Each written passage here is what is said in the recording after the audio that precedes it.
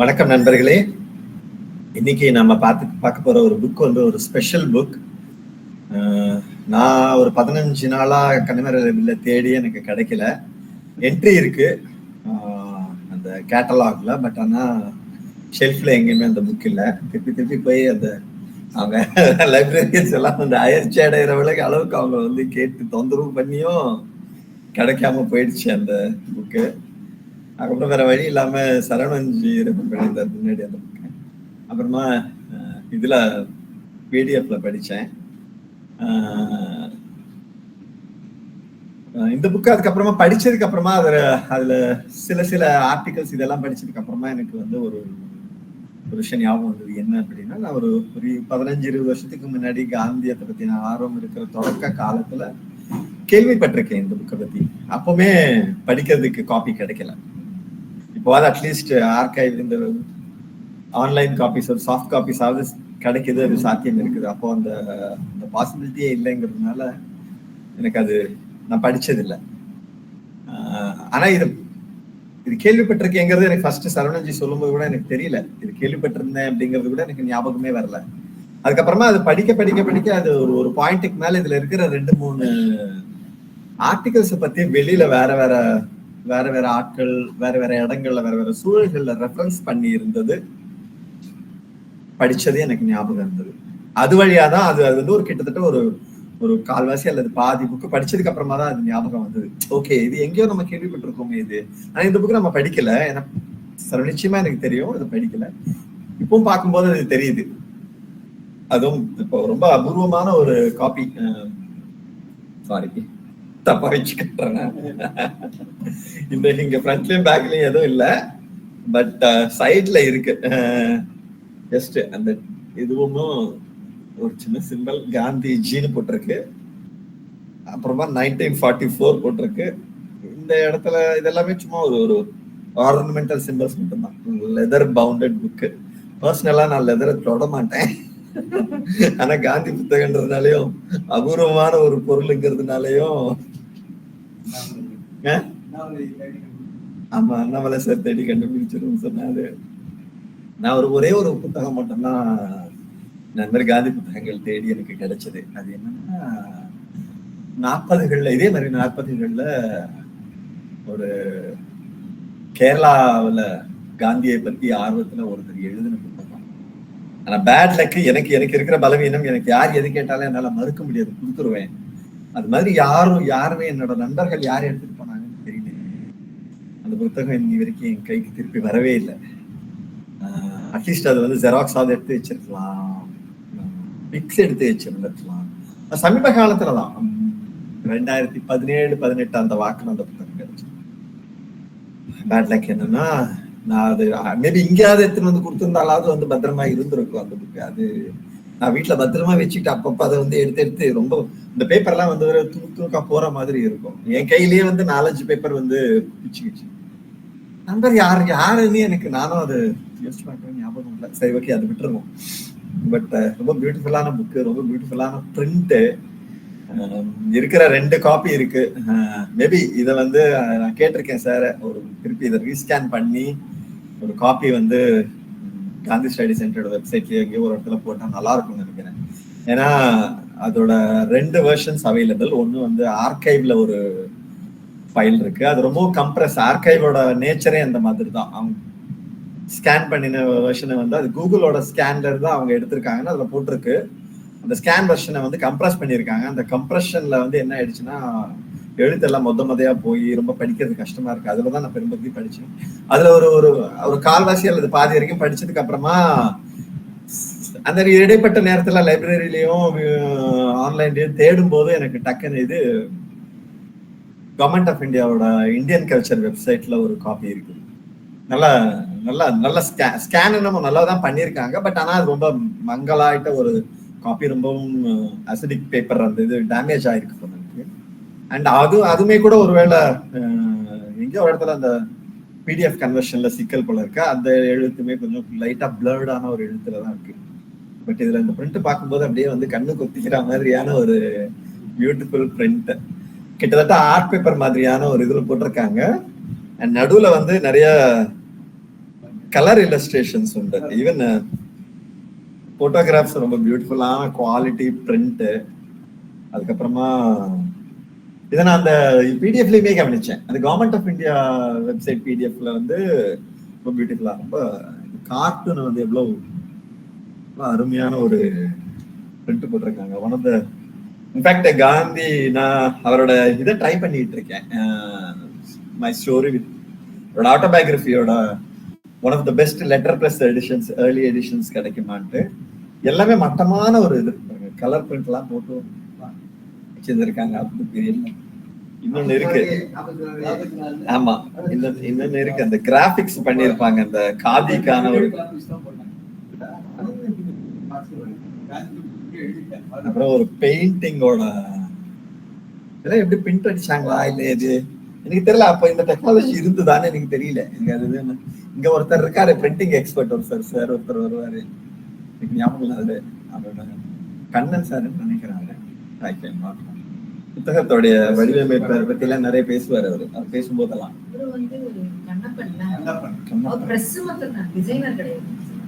Okay விட்டுருவோம், அதுக்கு divert ஆக வேண்டாம். ரொம்ப டைவர்ட் ஆகிற ஆளு.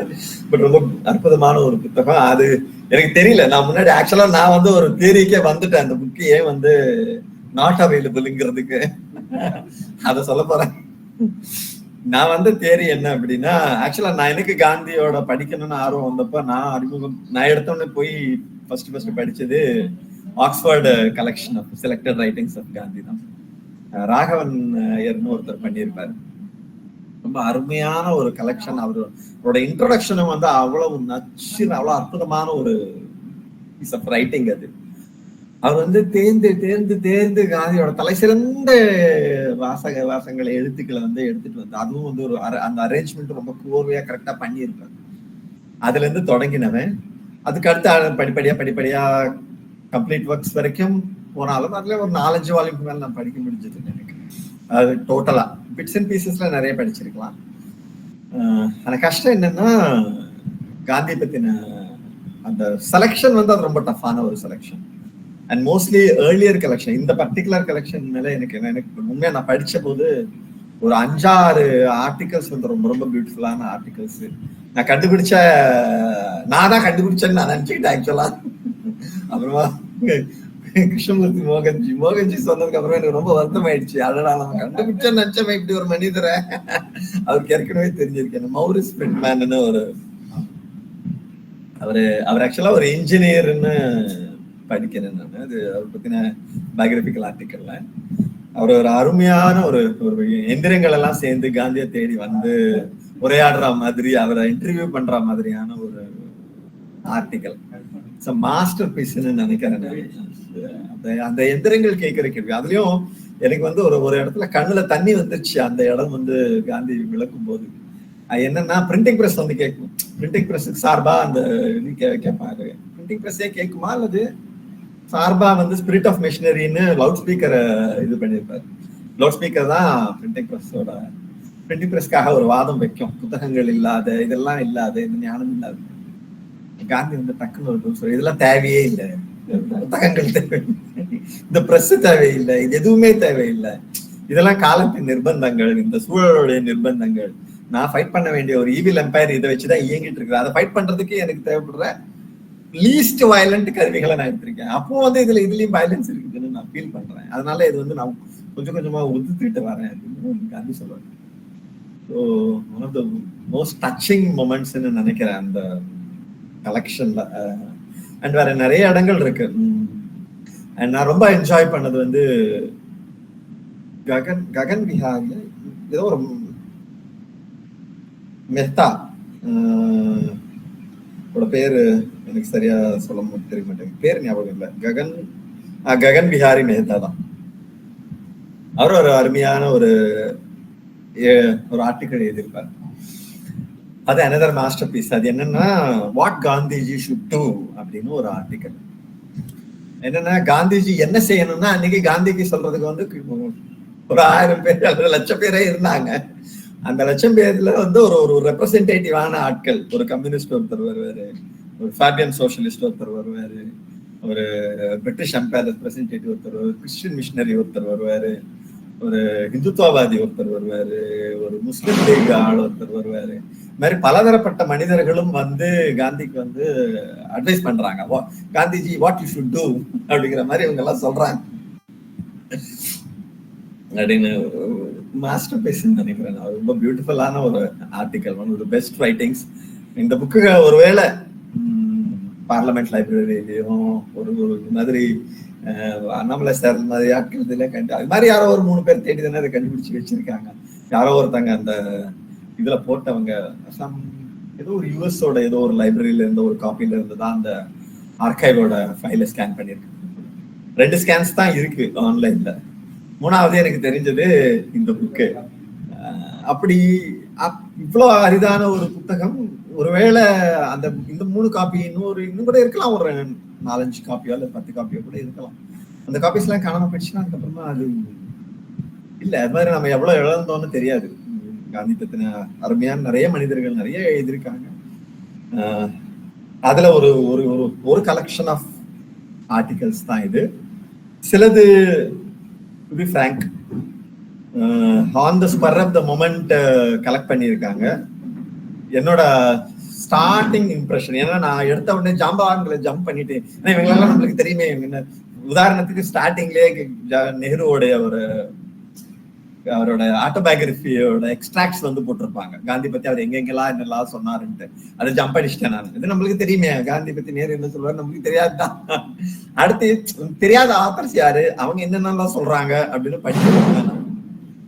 அது படிக்க படிக்க படிக்க படிக்க ஒரு பாயிண்ட்டுக்கு மேல அப்கோர்ஸ் இந்த ககன் விஹாரி மேத்தா அப்புறமா மௌரிஸ் லிட்மேன் வரும்போது ஒரு புத்துணர்ச்சி வருதுன்னு வச்சுக்கோங்க. ஆனா நிறைய நேரங்கள்ல வந்து ரொம்ப தொய்வான ஒரு எழுத்தும் இருந்தது. அதுக்கு ஒரு முக்கிய காரணம் என்னன்னா, இது வந்து டக்குன்னு ஒரு கன்சீவ் பண்ணி 75வது பர்த்டேக்கு அவருக்கு வந்து ஒரு கிஃப்ட் மாதிரி ஒரு வால்யூம் ஆஃப் ஆர்டிகல்ஸ் கொடுக்கணும்னு ஆசைப்பட்டிருக்காங்க. டிஜி டெண்டுல்கர், அப்புறமா விட்டல் பாய் ஜாவேரி, அப்புறமா மிருதுலா சாராபாய், சலபதி ராவ், இவங்க எல்லாரும் தான் அதோட எடிட்டர்ஸ். இவங்க எல்லாம் சேர்ந்து அதை வந்து கலெக்ட் பண்ணி இந்த ஆர்டிகல்ஸ் எல்லாம் கலெக்ட் பண்ணி, அதுல நிறைய பேர் வந்து ஜெயில வேற இருந்திருக்காங்க.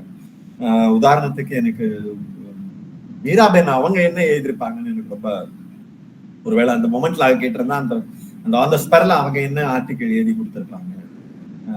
சர்தார் வல்லபாய் பட்டேல் என்ன மாதிரி எழுதியிருப்பாரு, அப்புறம் ராஜேந்திர பிரசாத் எழுதி கொடுத்தது என்னவா இருந்திருக்கும். இன்னும் நிறைய நம்மளுக்கு தெரிஞ்ச அந்த காலகட்டத்துக்கு உரிய காந்தியவாதிகளும் அல்லது காந்திய விமர்சகர்களும் என்ன சொல்லியிருப்பாங்க அப்படிங்கிறது ஆர்வமா தான் இருந்திருக்கும். இந்த கலெக்ஷனுக்குள்ள இருந்திருந்தா மேபி.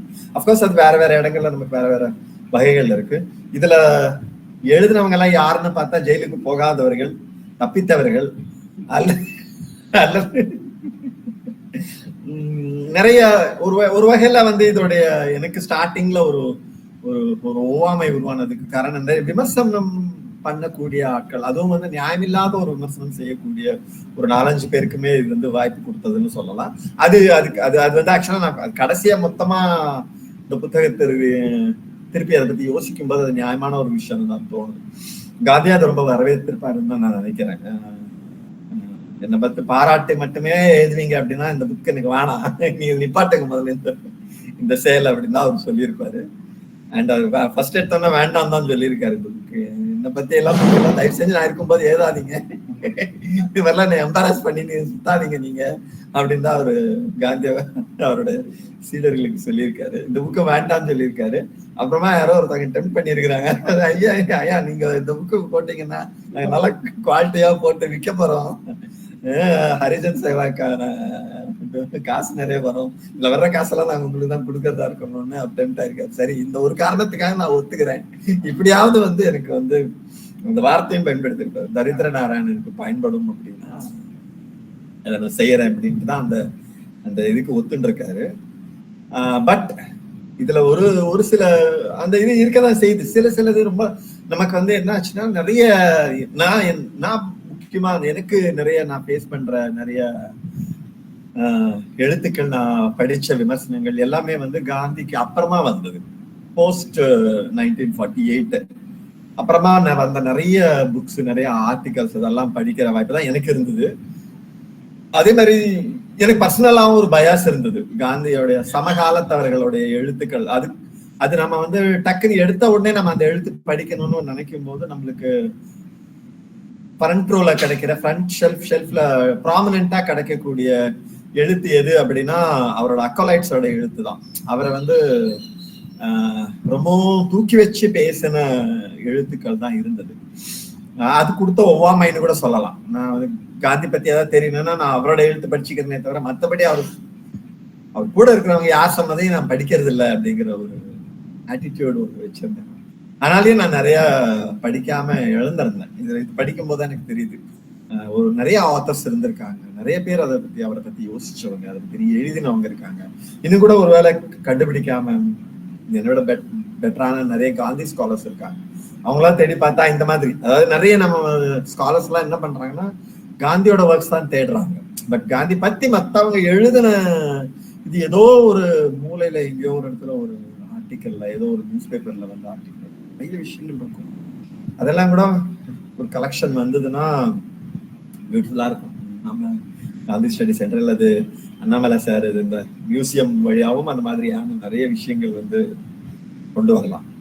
ஸோ சாரி, இன்ட்ரோடக்ஷனே வந்து நான் 1/2 மணி நேரம் பேசி கொண்டு அதனால என்னோட கொஞ்சம் ஸ்டார்டிங்ல லைன் பை லைன் போயிடலாம்னு நினைக்கிறேன். 1 by 1 ஒரு 25-30 பேருடைய ஆர்டிகல்ஸ் இதுல இருக்கு. அதுல எனக்கு ஞாபகம் இருக்கிற நான் நோட்ஸ் எல்லாம் கூட எதுவுமே எடுத்துட்டு வரல. ஸோ நமக்கு என்ன ஞாபகம் இருக்குதோ அதை வந்து பேசுவோம். சில கலெக்ஷன் ஆஃப் இது மட்டும் இவருக்கு அனுப்பிச்சு விட்டுருந்தேன், சரவணன்ஜிக்கு. அந்த செட்ஸ் ஆஃப் எக்ஸ்ட்ராக்ட்ஸ் மட்டும் ஸ்கிரீன்ஷாட்ஸ் சிலது வச்சிருக்கேன், மற்றபடி ஃபைல் மட்டும்தான் வச்சிருக்கேன். ஸோ எடுப்புல அப்புறம் அது ஐன்ஸ்டைனோட ஸ்டாண்டர்ட் ஸ்டேட்மெண்ட், அது எல்லாருக்குமே நல்லா பழக்கமான ஒரு ஸ்டேட்மெண்ட். அப்புறம் காந்திஜியோட வேர்ட் ஃபார் த ரீடர், அதுவும் ஓரளவுக்கு இன்டெரக்டா பேசிட்டேன்னு நினைக்கிறேன். பேர்ல் இஸ் பக்கோட gates of liberty, to the gates of liberty அப்படின்னு ஒரு ஆர்டிக்கல். அன்பார்ச்சுனேட்லி நான் அவங்கள பத்தி நிறைய கேள்விப்பட்டிருக்கேன், அவங்கள பத்தி படிச்சிருக்கேனே தவிர முழுக்க மறந்து போயிருக்கேன் நான். அப்புறம் எடிட்டர்ஸோட ஒரு வேர்டு ஒன்று, இதோட ஸ்பிரிட் ஆஃப் இந்தியா அப்படின்னு ஜவஹர்லால் நேருவோட ரைட்டிங். ஜவஹர்லால் நேருவோட ஆட்டோபயோகிராஃபி ஒரு கியூரியாசிட்டி வழியாகவும் ஒரு கிரிட்டிக்கல் ஆங்கிள்லயும் நான் படிச்சிருக்கேன்னு நினைக்கிறேன். ஒரு 2 தடவை படிச்ச ஞாபகம். முதல் தடவை படிக்கும் போது அது முழுக்க ஒரு கிரிட்டிக்கல் ஆங்கிள் தான் படிச்சிருக்கேன். அதுக்கப்புறமா 2வது வாட்டி படிக்கும்போது கொஞ்சம் கவனமா படிச்சேன். ஆனா அப்பவுமே கூட இந்த போர்ஷன்ஸ் எல்லாம் ஸ்கிப் ஆயிட்டேனா அல்லது என்ன நடந்ததுன்னு எனக்கு தெரியல. ஆனா இந்த வாட்டி படிச்சப்போ இந்த ஒட்டுமொத்த புத்தகத்திலேயே ரொம்ப பியூட்டிஃபுல்லான ஒரு விஷயம் எதுன்னு கேட்டீங்கன்னா ஜவஹர்லால் நேருவோட எக்ஸ்ட்ராக்ட்ஸ் தான். அவரு காந்தி பத்தி சொன்ன அந்த ஒருவேளை இந்த ஒட்டுமொத்த இருக்கிற 3/4 மணி நேரத்தையுமே அந்த அந்த ஒரு ஆர்டிக்கலை படிச்சே கூட முடிச்சிடலாம். அந்த அளவுக்கு வந்து அற்புதமான ஒரு இது. அது யார் அந்த நேருவோட லைன்ஸ் எல்லாத்தையுமே காந்தி பத்தி அவர் வந்து லெட்டர்ஸ்ல அங்க இங்க சொன்னதெல்லாம் கூட சேர்த்திருக்காங்கன்னு நினைக்கிறேன். ஏன்னா நடுவில் எலிப்சிஸோட நிறைய வருது. அது நான் ரொம்ப நாள் ஆயிடுச்சு எனக்கு ஆட்டோபயோகிராஃபி படிச்சு. ஒருவேளை அது கூகுள் பண்ணி பார்த்தாலும் தெரியலாம், மேபி அந்த எல்லாமே ஒரே இதுல இருந்து எடுத்திருக்காங்களா எனக்கு தெரியல. ஆனா நேரு வந்து அவர் பிரதமரா ஆகி இதெல்லாம் ரொம்ப ரொம்ப ரொம்ப எனக்கு ரொம்ப ஃபேவரட் வந்து அவரோட லெட்டர்ஸ் டு இந்திரா தான். அது அதோட பர்சனல் டச், அதோடைய ஒரு நல்ல ஒரு பெஸ்ட் ரைட்டிங்னு நினைக்கிறேன். மற்றபடி என்னோட பர்சனல் ஒப்பீனியன், அது யாரும் புண்படுத்துறதுக்காக நான் சொல்லலை. மற்றபடி கிளிம்சஸ் ஆஃப் வேர்ல்ட் ஹிஸ்டரியும் டிஸ்கவரி ஆஃப் இந்தியா ரொம்ப ரொம்ப டீடியஸான ஒரு போரிங்கான ஒரு எக்ஸ்போசிஷன் தான் நினைக்கிறேன். ஆனா அவர் இந்த மாதிரி கலெக்டடா ஒரு இடத்துல வந்து காந்தி பத்தி எங்கேயாவது சொல்லியிருக்காரான்னு தெரியல. நான் இந்த இதுல கொடுக்கப்பட்டிருக்கிற அந்த இந்த 10 பேஜ் வந்து பொக்கிஷமான ஒரு பக்கங்கள். அதை பத்தி அவ்வளோ அற்புதமா வந்து எழுதியிருக்காரு. அது வந்து நான் வச்சிருக்கேன் அந்த ஸ்கிரீன்ஷாட்ஸ். அது ஒவ்வொரு லைன் பை லைனா, அது ஒட்டுமொத்த இதுமே லைன் பை லைனா படிக்கலாம். அந்த அளவுக்கு அற்புதமான ஒரு இது. பட் அது நான் கடைசியில வரலாம்னு நினைக்கிறேன். அப்புறமா காந்தியோடைய கஸ்தூர்பா பத்தின போர்ஷன்ஸ் ஃப்ரம் இது ஒண்ணு வச்சிருக்காங்க. அதுக்கப்புறம் இதுதான் முதல்ல எனக்கு வந்து சுவாரஸ்யமான ஆர்டிக்கல். நான் இந்த புக்ல எடுத்த உடனே படிச்ச ஆர்டிக்கலும் இதுதான். ஏன்னா எனக்கு வந்து வெறியர் எல்வின் பத்தி ரொம்ப ஆர்வம் உண்டு. வெறியர் எல்வின் ஒரு ரெனிகேட் காந்தியவாதியா இருந்து ஃபர்ஸ்ட் ஒரு கிறிஸ்டியன் மிஷினரியா இந்தியாவுக்கு வந்து காந்திய ஆசிரமத்துல இருந்து அதுக்கப்புறமா கொஞ்ச நாளுக்கு அப்புறமா வெளில போய் அப்புறமா காந்தியத்தை தூற்றி பல வகையா விமர்சனம் செய்து அப்புறம் அந்த அந்த இந்தியன் அந்த என்ன சொல்றது இந்துயிசம் மேலேயும் வந்து கடுமையான பல விமர்சனங்கள் வச்சு இது மாதிரி எல்லாம் வேற வேற டைமென்ஷன்ஸ்ல நடக்குது. பின்னாடி மறுபடியும் வந்து நேரு வந்து அவரை தூக்கின்னு வந்து உட்கார வச்சு வெறியல் எல்வினை ட்ரைபல் மக்களுக்கான அந்த அவங்களுடைய விதியை தீர்மானிக்கிறதுக்கான ஒரு இடத்துல வந்து அவரை உட்கார வைக்கிறார். ரொம்ப இன்ட்ரெஸ்டிங்கான ஒரு பர்சன். ஆனா காந்தியோடைய அன்பேரான கிரிட்டிக்ஸ்ல தலை சிறந்த அந்த ஜார்ஜ் லக்கான் தான் சொல்லுவாங்கன்னு நினைக்கிறேன். என்னோட ஃபீலிங் லக்கான் தான் one of the most unfair critic அப்படின்னா. அதுல இன்னொரு இடத்துல இருக்கிறவர் வந்து எல்வினும் கூட. டைரக்டா காந்தி அவ்வளவு விமர்சனம் பண்ணிருக்க மாட்டார். ஆனா காந்தியத்தை வந்து அவருடைய எழுத்துக்கள்ல நிறைய இடங்கள்ல வந்து அட்டாக் பண்ணியிருப்பார். ஆனா இது அது அது அது கிட்டத்தட்ட அவர் வந்து அவர் அந்த 40களோட பிற்பகுதிகள் அது செய்தாரா அப்படின்னு எனக்கு தெரியல. இந்த இடத்துல அவர் மகாதேவ் பத்தி ஒரு ஆர்டிக்கல் எழுதியிருக்காரு. எனக்கு பர்சனலா ஒவ்வாத பல ஆளுமைகள்ல மகாதேவும் ஒருத்தரா இருந்தார் முன்னாடி டைம்ல. ஏன்னா மகாதேவோடைய எழுத்து வந்து காந்தி எந்த அளவுக்கு வந்து நம்மளுக்கு வந்து இதயத்துக்கு நெருக்கமான ஒரு எழுத்தோ அதே அளவுக்கு ஒரு மேத்தமேட்டிக்கலான ஒரு ட்ரையான டிப்பிக்கல் என்ன சொல்றது ஒரு எந்திரத்தனமான ஒரு ரொபோட்டிக்கான ஒரு எழுத்து எது அப்படிங்கிறது நான் என்னோட ஃபீலிங். தெரியல பத்தி மத்தவங்க எல்லாம் சொல்றதெல்லாம் தெரிஞ்சுக்கணும்னு நான் நினைக்கிறேன். அதை பத்தி பேசுற வாய்ப்பு எனக்கு அமைஞ்சது இல்லை, அல்லது அவங்க கிட்ட நான் கேட்கல. இது வரைக்கும் கேட்டு தெரிஞ்சுக்கணும். அண்ணாமலை சார் கிட்ட முகஞ்சி கிட்ட எல்லார்கிட்டையும் கேட்டு தெரிஞ்சுக்கணும் எனக்கு என்ன மாதிரி. ஆனா எனக்கு அந்த பயாஸ் தான். இந்த பர்டிகுலர் ஆர்டிக்கல் ஆக்சுவலா இது வந்து ஒரு 4-5 வாட்டி படிச்சிருப்பேன். வெறியர் எல்வின் மகாதேவ் தேசாய் பத்தி சொன்ன இடமும் அவரை எழுதுனதும் பின்னாடி மகாதேவ் தேசாய்க்கு தான் இதுல 2 ஆர்டிகல்ஸ் கொடுத்துருக்காங்க. வேற யாருக்குமே அந்த ஆப்ஷன் இல்லை. மற்ற எல்லாரும் வந்து ஆளுக்கு ஒரு ஆர்டிக்கல் தான். மகாதேவ் தேசாய்க்கு மட்டும்தான் 2 ஆர்டிகல்ஸ் போட்டிருக்காங்க. அந்த அந்த 2மே ரொம்ப பொக்கிஷமான ஒரு எழுத்துக்கள் தான். அதுல எந்த ஒரு சந்தேகமும் இல்லை. ஆனா அந்த எனக்கு ஃபர்ஸ்ட் படிக்கும் போதே வந்து எடுத்த உடனே நான் அந்த என்னோட பயாஸை கன்ஃபார்ம் பண்ற மாதிரி தான் வெறியல் எல்வின் சொல்லியிருந்தாரு. அது என்ன அப்படின்னா மகாதேவ் தேசாய் வந்து அவர் மட்டும் காந்திக்கு செக்ரட்டரியா அமையல அப்படின்னா காந்தியோட வாழ்க்கையில ஒரு 10 வருஷம் வீணடிச்சிருப்பாங்க பல பேரும் வந்து அப்படின்னு ஒரு கமெண்ட் அடிச்சிருப்பாரு வெறியல் எல்வின் ஒரு இடத்துல. வெறியல் எல்வினோட ஒரு கமெண்ட் வரும். அவர் 10 வருஷம் காப்பாத்தி இருக்காரு காந்தியோட நேரத்துல இருந்து அப்படின்னு ஒரு கமெண்ட். இது எனக்கு தெரிஞ்சு இதுவுமே எனக்கு ரொம்ப நெகட்டிவான கமெண்ட் தான் நினைக்கிறேன். அது மகாதேவ் தேசாய் அது செய்தாரா அப்படின்னு எனக்கு தெரியாது. அது மாதிரி நந்தி மாதிரி உட்காந்துக்கிட்டு காந்தியை வந்து இவங்கதான் பார்க்கலாம் இவங்க பார்க்க கூடாதுன்னா அவர் பண்ணிருப்பாரா? அப்படி பண்றதுக்கு வந்து காந்தி அனுமதிச்சிருப்பாரான்னு எனக்கு தெரியல. ஏன்னா காந்தி எனக்கு தெரிஞ்ச வரைக்கும் காந்தி வந்து இந்த மோஸ்ட் ஓப்பன் ஹியூமன் பீயிங்கா இருந்திருக்காரு. யாரையுமே வந்து தடுக்காத, யாரையுமே நிறுத்தாத, யாரோட கடிதத்துக்குமே வந்து உதாசீனப்படுத்தாத, சின்ன குழந்தைங்க எழுதின கடிதம், தன்னை வந்து கடுமையா விமர்சிச்சு திட்டி எழுதப்பட்ட கடிதங்கள் எல்லாத்துக்குமே பதில் சொன்ன ஒரு மனிதர். அவர் வீட்டு வாசலை தேடி வந்த ஒரு மனிதர்களுக்கு வந்து டைம் கொடுக்காம அவர் வந்து யாரையுமே அனுப்பிச்சிருக்க மாட்டாருன்னு நான் நினைக்கிறேன். யாருடைய நேரத்தையும் சுருக்கிருக்க மாட்டாருங்க. அப்கோர்ஸ் அவர் ஒண்ணு செய்வாரு, 5 நிமிஷம்னா அந்த 5 நிமிஷத்துல முடிச்சு கிளப்பி விட்டுருவாரு, அது செய்வாரு. ஆனா அந்த அளவுக்கு வந்து மகாதேவ் தேசாய் அதை செய்விட்டு இருப்பாரா அப்படின்னு எனக்கு தெரியல. ஆனா வெளியில எல்வின் வந்து அந்த இடத்துல அப்படி ஒரு ஸ்டேட்மெண்ட் போட்டிருப்பாரு. பட் ஆனா இது வந்து டிபிக்கல் வெஸ்டர்ன் பயாஸ் நினைக்கிறேன். எல்வின் அந்த மாதிரியான ஒரு ஆள் தான். அவர் வந்து தான் ஏதோ ஒரு ஆந்த்ரோபாலஜியோட மாபெரும் ரெவல்யூஷனரியான ஒரு இது செய்யறதாகவும் தான் வந்து ஒரு ஒரு ஆந்த்ரோபாலஜியோட டைரக்ஷனையே டிரான்ஸ்ஃபார்ம் பண்ற, சேஞ்ச் பண்ற ஒரு ஆள் மாதிரி அவருக்கு சில பல கற்பனைகள் இருந்திருக்கு. அது எல்லாத்தோட விளைவாதான் அவர் தன்னோட நேரம் வந்து ரொம்ப பொக்கிஷம்னும், அந்த நேரத்தை வந்து யாரும் வீணடிக்க கூடாதுங்கிற மாதிரியான ஒரு ஆட்டிடியூட், அது தன்னோட ரிஃப்ளெக்ஷன் தான் நினைக்கிறேன்.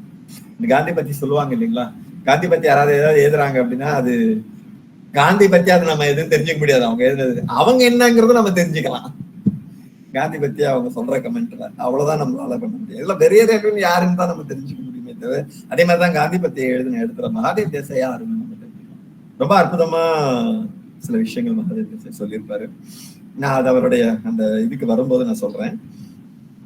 அதுக்கப்புறம் ரெண்டாவது வந்து Gandhi the humanist, one of the most boring articles இந்த புக்ல. எஃப்ஆர் மொரேஸ்னு ஒருத்தர், அவர் யாருன்னு எனக்கு தெரியல, நானும் கூகுள் பண்ணி பார்த்தேன். பெருசா அப்படியா, ஓகே. அவரையும் போய் கேட்டிருக்காங்க. அவர் விமர்சனம் பண்ண வேண்டாம்ன்ற ஒரு துணி, அவர் ஒருவேளை என்ன மாதிரியான ஒரு கண்ணோட்டத்துல அவர் வேற எழுதியிருக்காரு காந்தி பத்தி எனக்கு தெரியல. இதுல வந்து அவர் வந்து ஒரு ஹியூமனிஸ்ட் ஸ்டாண்ட் பாயிண்ட்ல இருந்து காந்தியை வந்து புரிஞ்சுக்கணுங்கிற ஒரு முயற்சியில எழுதியிருப்பாரு. ரொம்ப கொடூரமான ஒரு போரான ஒரு ஆர்டிக்கல். அது லிஸ்ட்ல நிறைய ஆர்டிகல்ஸ் இருக்குது. அதுல ஒண்ணு நெக்ஸ்ட் ஒண்ணு கூட அதே மாதிரி ஆகுதான். காந்தி அண்ட் டாகோர் அப்படின்ட்டு KB Kripalani, KR Kripalani. First நான் வந்து ஆக்சுவலா இந்த கேஆர் கிருபலானின்னு நான் பார்க்கவே இல்லை. நமக்கு தெரிஞ்ச ஜேபி கிருபலானி தான் நமக்கு ரொம்ப படிச்சு தெரிஞ்ச ஆளு. கிருபலானி இவர் தான். அந்த கிருபலானி மட்டும் பார்த்துட்டு அந்த ஆர்டிகல் படிக்க ஆரம்பிச்சிட்டேன். அந்த இந்த ஃபைல்லையுமே பாத்தீங்கன்னா அது எழுத்துக்கள் எல்லாமே முதல்ல ஒருமே கிளாரிட்டி இல்லாமலே இருக்குதான். நான் படிச்சும் போது ரொம்ப ஆச்சு. கிருபலானியோட ஸ்பீச்சஸ் அது இதுன்னு நிறைய படிச்சு பார்த்திருக்கேனே, இவ்வளவு ட்ரையா இவ்வளவு மொக்கையா வந்து எழுதினதே இல்லையே அவரு அப்படின்னு தோணும் அளவுக்கு ஒரு ஆர்டிக்கல் அது. ரொம்ப ரொம்ப வந்து ஒரு பெடான்டிக்கான ஒரு தன்மையில டாகோருக்கும் காந்திக்கும் இருந்த கான்ட்ரவர்சியை வந்து டைப் பண்றதுக்கான ஒரு முயற்சி செய்திருப்பாரு. ரொம்ப பத்தட்டிக்கா இருந்த ஒரு முயற்சி அது. வேற ஒரு 2-3 புத்தகங்கள் படிச்சிருக்கேன் நான். வேற யாருன்னு தெரியல. போயட் அந்த அது இவங்க நினைக்கிறேன், அருந்ததி ராய். அது ரொம்ப முக்கியமான ஒரு, வேற யாரோ ஒருத்தவங்களோட ஒரு ஸ்காலர் ஒருத்தர் பண்ணியிருப்பாரு டாகோருக்கும் அந்த காந்தி கான்ட்ரவர்சி என்ன, அதோட பேக்ரவுண்ட் என்ன, அது எது மாதிரி, ஏன் அது மாதிரி நடந்தது அப்படிங்கிற மாதிரியான இதெல்லாம் வந்து ரொம்ப ரொம்ப பியூட்டிஃபுல்லான ஒரு புக் இருக்கு. அந்த அந்த புத்தகம் எல்லாம் படிச்சு பாத்தீங்கன்னா இது வந்து இவர் எவ்வளவு பிளாட்டா அதை ஹேண்டில் பண்ணிருக்காருன்னு தெரியும். அப்புறமா ஈஸ்ட் விண்ட் வெஸ்ட் விண்ட்னு சொல்லி மார்ஜரி சைக்ஸ்னு ஒருத்தாங்க, மார்ஜரி சைக்ஸ். அதுவுமே வந்து ரொம்ப ரொம்ப பிளாண்டான ஒரு ஆர்டிக்கல். இவங்களோட டைட்டில் நினைக்கிறேன், அது பேர்ல் பக்கோட நாவலோட டைட்டில் அது, ஈஸ்ட் விண்ட் வெஸ்ட் விண்ட்னு. சைனீஸ் குட் எர்த் தான். அப்ப ஈஸ்ட் விண்ட் வெஸ்ட் விண்ட் என்ன, அது என்ன அப்படின்னு தெரியல. அவங்களோட புக் தான் நான் பார்த்த மாதிரி எனக்கு ஞாபகம். பேர்ல் பக்கோட ஒரு புக்கோட டைட்டில். அதை வந்து இவங்க அதே மாதிரி ஈஸ்டையும் வெஸ்டையும் வந்து காந்தி விஷயத்துல எப்படி மேட்ச் பண்ணலாம் அப்படிங்கிற மாதிரியான ஒரு ஆர்டிக்கல் ட்ரை பண்ணியிருக்காங்க. ஆவரேஜான ஒரு ரைட்டிங். அப்புறமா truth in beauty, one of the most difficult topics எடுத்துக்கிட்டாரு டெண்டுல்கர். எனக்கு வந்து லீஸ்ட் அஃபென்சிவான ஒரு காந்தியன் ரைட்டர் அந்த ஏர்லி காந்தியன் ரைட்டர்ஸ்ல. என்னால வந்து ஓரளவுக்கு டெண்டுல்கரோட புக்ஸ் வந்து என்னால ஹேண்டில் பண்ண முடியும். பேரலல் புக்ஸ் என்னால படிக்க முடிஞ்சது இல்லை. மகாதேவ் தேசாயோட எழுத்தும் என்னால படிக்க முடிஞ்சது இல்லை. ஆனா டெண்டுல்கர் வந்து ஓரளவுக்கு ஆரம்ப கால பீரியட்ல படிச்சுட்டேன். அவர் ஓரளவுக்கு ஒரு பேலன்ஸ்டான ஒரு எழுத்து எழுதியிருப்பாரு. ஆனா இந்த பர்டிகுலர் ஆர்டிக்கல் வந்து ரொம்ப டிஃபிகல்ட்டான ஆர்டிக்கல். காந்தி மேல இருக்கிற ரொம்ப ப்ராமினென்டான ஒரு குற்றச்சாட்டு இருக்கு இல்லைங்களா, அவருக்கு கலை நுண்ணுணர்வு கிடையாதுன்னும், அவரு அழகியல் வந்து தெரியாத ஒரு மனிதனும் ஒரு இது சொல்லியிருப்பாங்க. அந்த இதை வந்து ரெஃப்யூட் பண்றதுக்கான ஒரு முயற்சியில அதுக்கான மறுதளிப்பா இந்த ஆர்டிக்கல் வந்து 2 ஆர்டிகல்ஸ் இருக்கு. அது ஆக்சுவலா காந்தியோட ஆர்ட்டுக்கும் காந்திக்கும் உண்டான தொடர்புகள். ஒண்ணு வந்து டிஜி டெண்டுல்கரோட இந்த ஆர்டிக்கல், இன்னொன்று வந்து நந்தலால் போஸ் எழுதியிருக்காரு. நந்தலால் போஸ் எழுதின ஒரு ஆர்டிக்கல். அவர் கொஞ்சம் ஆர்ட் அந்த இதுல இருப்பாரு. ஆனா டெண்டுல்கர் வந்து ரொம்ப ரொம்ப ரொம்ப கச்சிதமா அவருடைய ஒட்டுமொத்த ஆவரல்ல இருந்து, காந்தியோட ஒட்டுமொத்த ஒர்க்ஸ்ல இருந்து அங்கங்க வந்து அவர் எங்கெங்கெல்லாம் வந்து கலை நுணுக்கமான விஷயங்கள் செய்திருப்பாரு அப்படின்னு. இது எனக்கு பர்சனலா நான் என்னோட அனுபவத்திலயுமே நான் தெரிஞ்சுக்கிட்ட ஒரு விஷயம் வந்து, அது பார்க்கணும்னா அது சேவாகிரம் தான். ஃபர்ஸ்ட் நான் ஃபர்ஸ்ட் பார்த்த ஆசிரமம் சபர்மதி. ஏன்னா நம்மளுக்கு அதான் சின்ன வயசுல சபர்மதி என்னன்னா நம்மளுக்கு வந்து மைண்டுக்குள்ள என்டர் ஆகுது. அதனால போய் சபர்மதி போகணும், போர்பந்தர் போகணுங்கிற ஆர்வத்துல போர்பந்தரும் சபர்மதி தான் போனேன் நான் ஃபர்ஸ்ட். ஆனா எனக்கு அது டிசப்பாயிண்ட் தான் பண்ணிச்சு சபர்மதி ஆசிரமம். அது டிசப்பாயிண்ட் பண்ணிச்சுங்கிறது எனக்கு தெரியவும் இல்லை அப்போ. ஓகே இப்படி பார்த்துட்டு அது பாட்டுக்கு அதுல வேற ஏதோ விஷயங்கள் பார்த்து வந்துட்டேன். ஆனா எனக்கு அது சேவாகிரம் பார்த்ததுக்கு அப்புறமா தான் வந்து அதுதானே உண்மையான காந்தியம். ஒரு காந்தி வாழக்கூடிய ஒரு இடம் அப்படின்னா, அவர் உருவாக்கக்கூடிய ஒரு இடம் அப்படின்னா அது எப்படி இருக்கும்னு கேட்டா அது உண்மையாவே அது சேவாகிரம் தான். அதுல இருக்கக்கூடிய அந்த வீடுகளும் அதோட அந்த ஆர்கிடெக்சரும் அது அது வந்து அவ்வளவு பியூட்டிஃபுல்லான இடமும் கூட. அத வேற 2-3 இடங்கள்ல ட்ரை பண்ணியிருப்பாங்க. அது எங்க எனக்கு எந்த இடத்துலன்னு எனக்கு ஞாபகம் இல்லை. அதே மாதிரியான அந்த சேவாகிரமோட ஆர்கிடெக்சரை வந்து ட்ரை பண்ணியிருப்பாங்க. ஆனா அவ்வளவு மொக்கையா இருக்கும் அந்த அந்த ரீகன்ஸ்ட்ரக்ஷன்ஸ் எல்லாமே. இந்த சினிமா செட் மாதிரியான ஒரு இது போட்டிருப்பாங்க. பட் சேவாகிரம் வந்து இட்ஸ் அல்டிமேட் பியூட்டி. அதோட பியூட்டி வந்து அவ்வளோ சிம்பிளிஸ்டிக்கான, அவ்வளோ நேச்சுரலான, அவ்வளோ பீஸ்ஃபுல்லான அது மாதிரியான ஒரு ஆம்பியன்ஸ் வந்து. அதுவும் அந்த மகாராஷ்டிராவோட வெயிலு சேவாகிரம் விசிட் பண்றது கரெக்டான டைம் வந்து மே மாசம் தான் நினைக்கிறேன். அந்த மத்தியான நேரத்துல எடுத்துட்டு போய் விடும். இங்க இருந்து எந்த ட்ரெயின் ஏறினாலும் அந்த மத்தியானத்துல தான் விடும். சென்னையில இருந்து போற எல்லா ட்ரெயினுமே நம்மளுக்கு வெயில இறக்கி விடுவானுங்க. புரியல. Okay okay okay. அது அங்க இறங்கினதுக்கு அப்புறமா அந்த வெயில் இது எல்லாத்தையும் தாண்டி நம்ம சேவாகிரம் போறதுக்குள்ள அப்பாடான்னு அங்க போய் இறங்கினதுக்கு அப்புறமா அது வந்து ஒரு சொர்க்க பூமியா தெரிய ஆரம்பிக்கும். ஒரு நாள் 2 hours வந்து டோட்டலா டிரான்ஸ்ஃபார்ம் ஆயிடும் நம்ம மைண்ட். அதுக்கான அது வந்து அந்த டிரான்ஸ்ஃபார்மேஷனுக்கு வந்து காரணம் வந்து காந்தியோட எஸ்தெட்டிக்ஸ் நான் நினைக்கிறேன். ஆனா என்ன அப்படின்னா நமக்கு அவர் அதை பியூட்டிஃபுல்லா ஹேண்டில் பண்ணியிருப்பாரு டெண்டுல்கர் இதுல. ஏன்னா நம்ம ட்ரெயின் ஆனது நந்தலோகம் அந்த இதை சொல்லியிருப்பாரு. நம்ம என்னன்னா மோஸ்ட்லி இந்த வெஸ்டர்ன் ரொம்ப ஆஸ்டென்டேஷியஸான ஆர்னமெண்டலான ஆர்ட்டுக்கு வந்து நம்ம ட்ரெயின் ஆயிருக்கோம். ஈவன் நம்மளோட இந்தியன் ஆர்ட்டுமே அந்த மாதிரி தான். ரொம்ப ஆர்னமெண்டலான ஆர்ட்டுக்கு ட்ரெயின் ஆகி தஞ்சாவூர் கோயில் தான் மிகப்பெரிய பிரம்மாண்டம் அப்படின்னு நம்ம நம்பி அது வந்து உள்ள நமக்கு வந்து புகுத்தப்பட்டு அதே மாதிரி ஒண்ணு தேடி நம்ம போகும்போது இதெல்லாம் வந்து ரொம்ப ரொம்ப இல்லைன்னு தான் தோணும். ஆனா சேவாகிரம் ஒருத்தர் எடுத்த என்ன போனாலும் மேபி ஒருத்தங்களுக்கு அது ஃபீலிங் இருக்குமான்னு எனக்கு தெரியல. கொஞ்சமாவது காந்தி பத்தி படிச்சுட்டு நான் அப்படிதான் போனேன். சேவாகிரம் எடுத்த இடத்துல போனேன்னு தெரியல. நிறைய ஓரளவுக்கு காந்தி பத்தி நிறைய படிச்சு கிட்டத்தட்ட ஒரு பாதி காந்தியவாதியா ஆனதுக்கு அப்புறமா தான் சேவாகிரம் போயிருக்கேன். அதனால அது வந்து ரொம்ப பியூட்டிஃபுல்லான ஒரு பில்கிரிமேஜா இருந்தது. என்னோட முதல் அனுபவம் மாதிரி அடுத்தடுத்த அனுபவங்கள் வராது. அடுத்து வேற காலகட்டங்கள்ல வேற நேரங்கள்ல போயிருக்கேன். ஆனா யாருமே ஃபர்ஸ்ட் போனோம்னா சேவாகிரமுக்கு கொஞ்சம் காந்தியை பத்தி நிறைய தெரிஞ்சுக்கிட்டு படிச்சு முடிஞ்ச அளவுக்கு அட்லீஸ்ட் அவரோட ஆட்டோபயோகிராஃபியாவது படிச்சுட்டு அதுக்கப்புறம் போங்க. அதுக்கான காந்தியோட எஸ்தெட்டிக்ஸ் என்னன்னு தெரிய வரும். அவருமே அதை சொல்லுவார் நிறைய இடங்கள்ல. அவர்கிட்ட இருக்கிற ஒரே குறை என்னன்னா அவரோட ஹேண்ட் ரைட்டிங் மட்டும்தான். மற்றபடி அவரோட வீடு அரேஞ்ச் பண்றது, அவர் எங்க போனாலுமே வந்து ஒரு இன்னொருத்தர் வீட்டுல போனாலுமே அந்த வீட்டை வந்து அவர் ரீடிசைன் பண்ணுவாரு. அந்த ரீடிசைனுமே வந்து அவ்வளவு அழகா இருக்கும் அப்படின்னு. இதுல 2 இடங்கள்ல நெட்டேசன் ஒரு இடத்துல குறிப்பிட்டிருப்பாரு. அவர் எப்படி வந்து சென்னையில காந்தி வந்த உடனே அவருக்காக ஒரு இடத்த ரெடி பண்ணி ஒரு ஆபீஸ்ல வந்து போய் முன்னாடி நாள் வந்து எல்லாம் ரெடி பண்ணி பர்னிச்சர் எல்லாம் கொண்டு வந்து அவருக்கான கரெக்டான பர்னிச்சர் என்ன, கரெக்டான இது என்ன அப்படின்னு என்னென்னமோ பண்ணியிருப்பேன் அப்படின்னு சொல்லியிருப்பாரு அந்த ஆர்டிக்கல்ல. ஆனா காந்தி வந்ததுமே முதல்ல ஃபர்ஸ்ட் வந்தோடனே இது எல்லாத்தையும் தூக்குங்க, எல்லாத்தையும் அப்புறப்படுத்திக்க, ரூமே காலி பண்ணி விட்டு அதுக்கப்புறமா அது அவரு அது என்ன நீடோ அதை மட்டுமே அப்புறமா வச்சாருன்னு சொல்லி எழுதியிருப்பாரு. அது மாதிரியாக ஒரு வீடு ஒரு ஒரு மனிதன் வாழ்வதற்கான ஒரு இடம் எப்படி இருக்கணும், அது என்னோட ஐடியாலுமே சேவாகிரம் தான். அது அந்த வகையில இன்னும் நிறைய கூட டீல் பண்ணியிருக்காரு டெண்டுல்கர். அது சொல்ல ஆரம்பிச்சிட்டேன்னா டைம் கிடையாது எனக்கு. ஸோ இன்னும் நிறைய ஆத்தர்ஸ் இருக்காங்க, அதனால 1 by 1 hour ஸ்கிப் பண்ணிட்டு போயிடலாம்னு நினைக்கிறேன். அப்புறமா ஜேபி கிருப்லானியோட ஆர்டிக்கல் இருக்கு காந்தி ஜென்வன், அது ஜென்வனான கிருப்லானி. இதுதான் இந்த ஆர்டிக்கல் வந்ததுக்கு அப்புறமா தான் நான் தெரிஞ்சு தப்பான கிருப்லானியை படிச்சிருக்கேன்.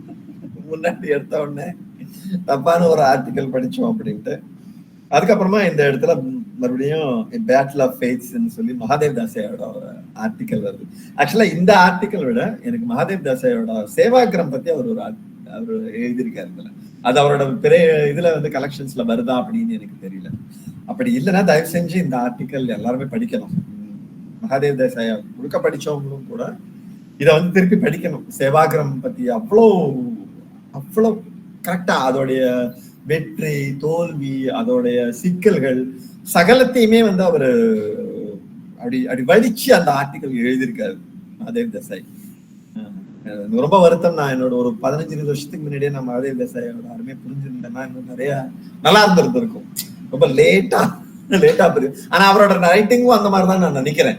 ஏன்னா அவர் கடுமையான ஆளு, குமரப்பா மாதிரின்னு நினைக்கிறேன். அவரு ஒரு குஜராத்தி குமரப்பாவோ என்னமோ மகாதேவ் தேசாய்.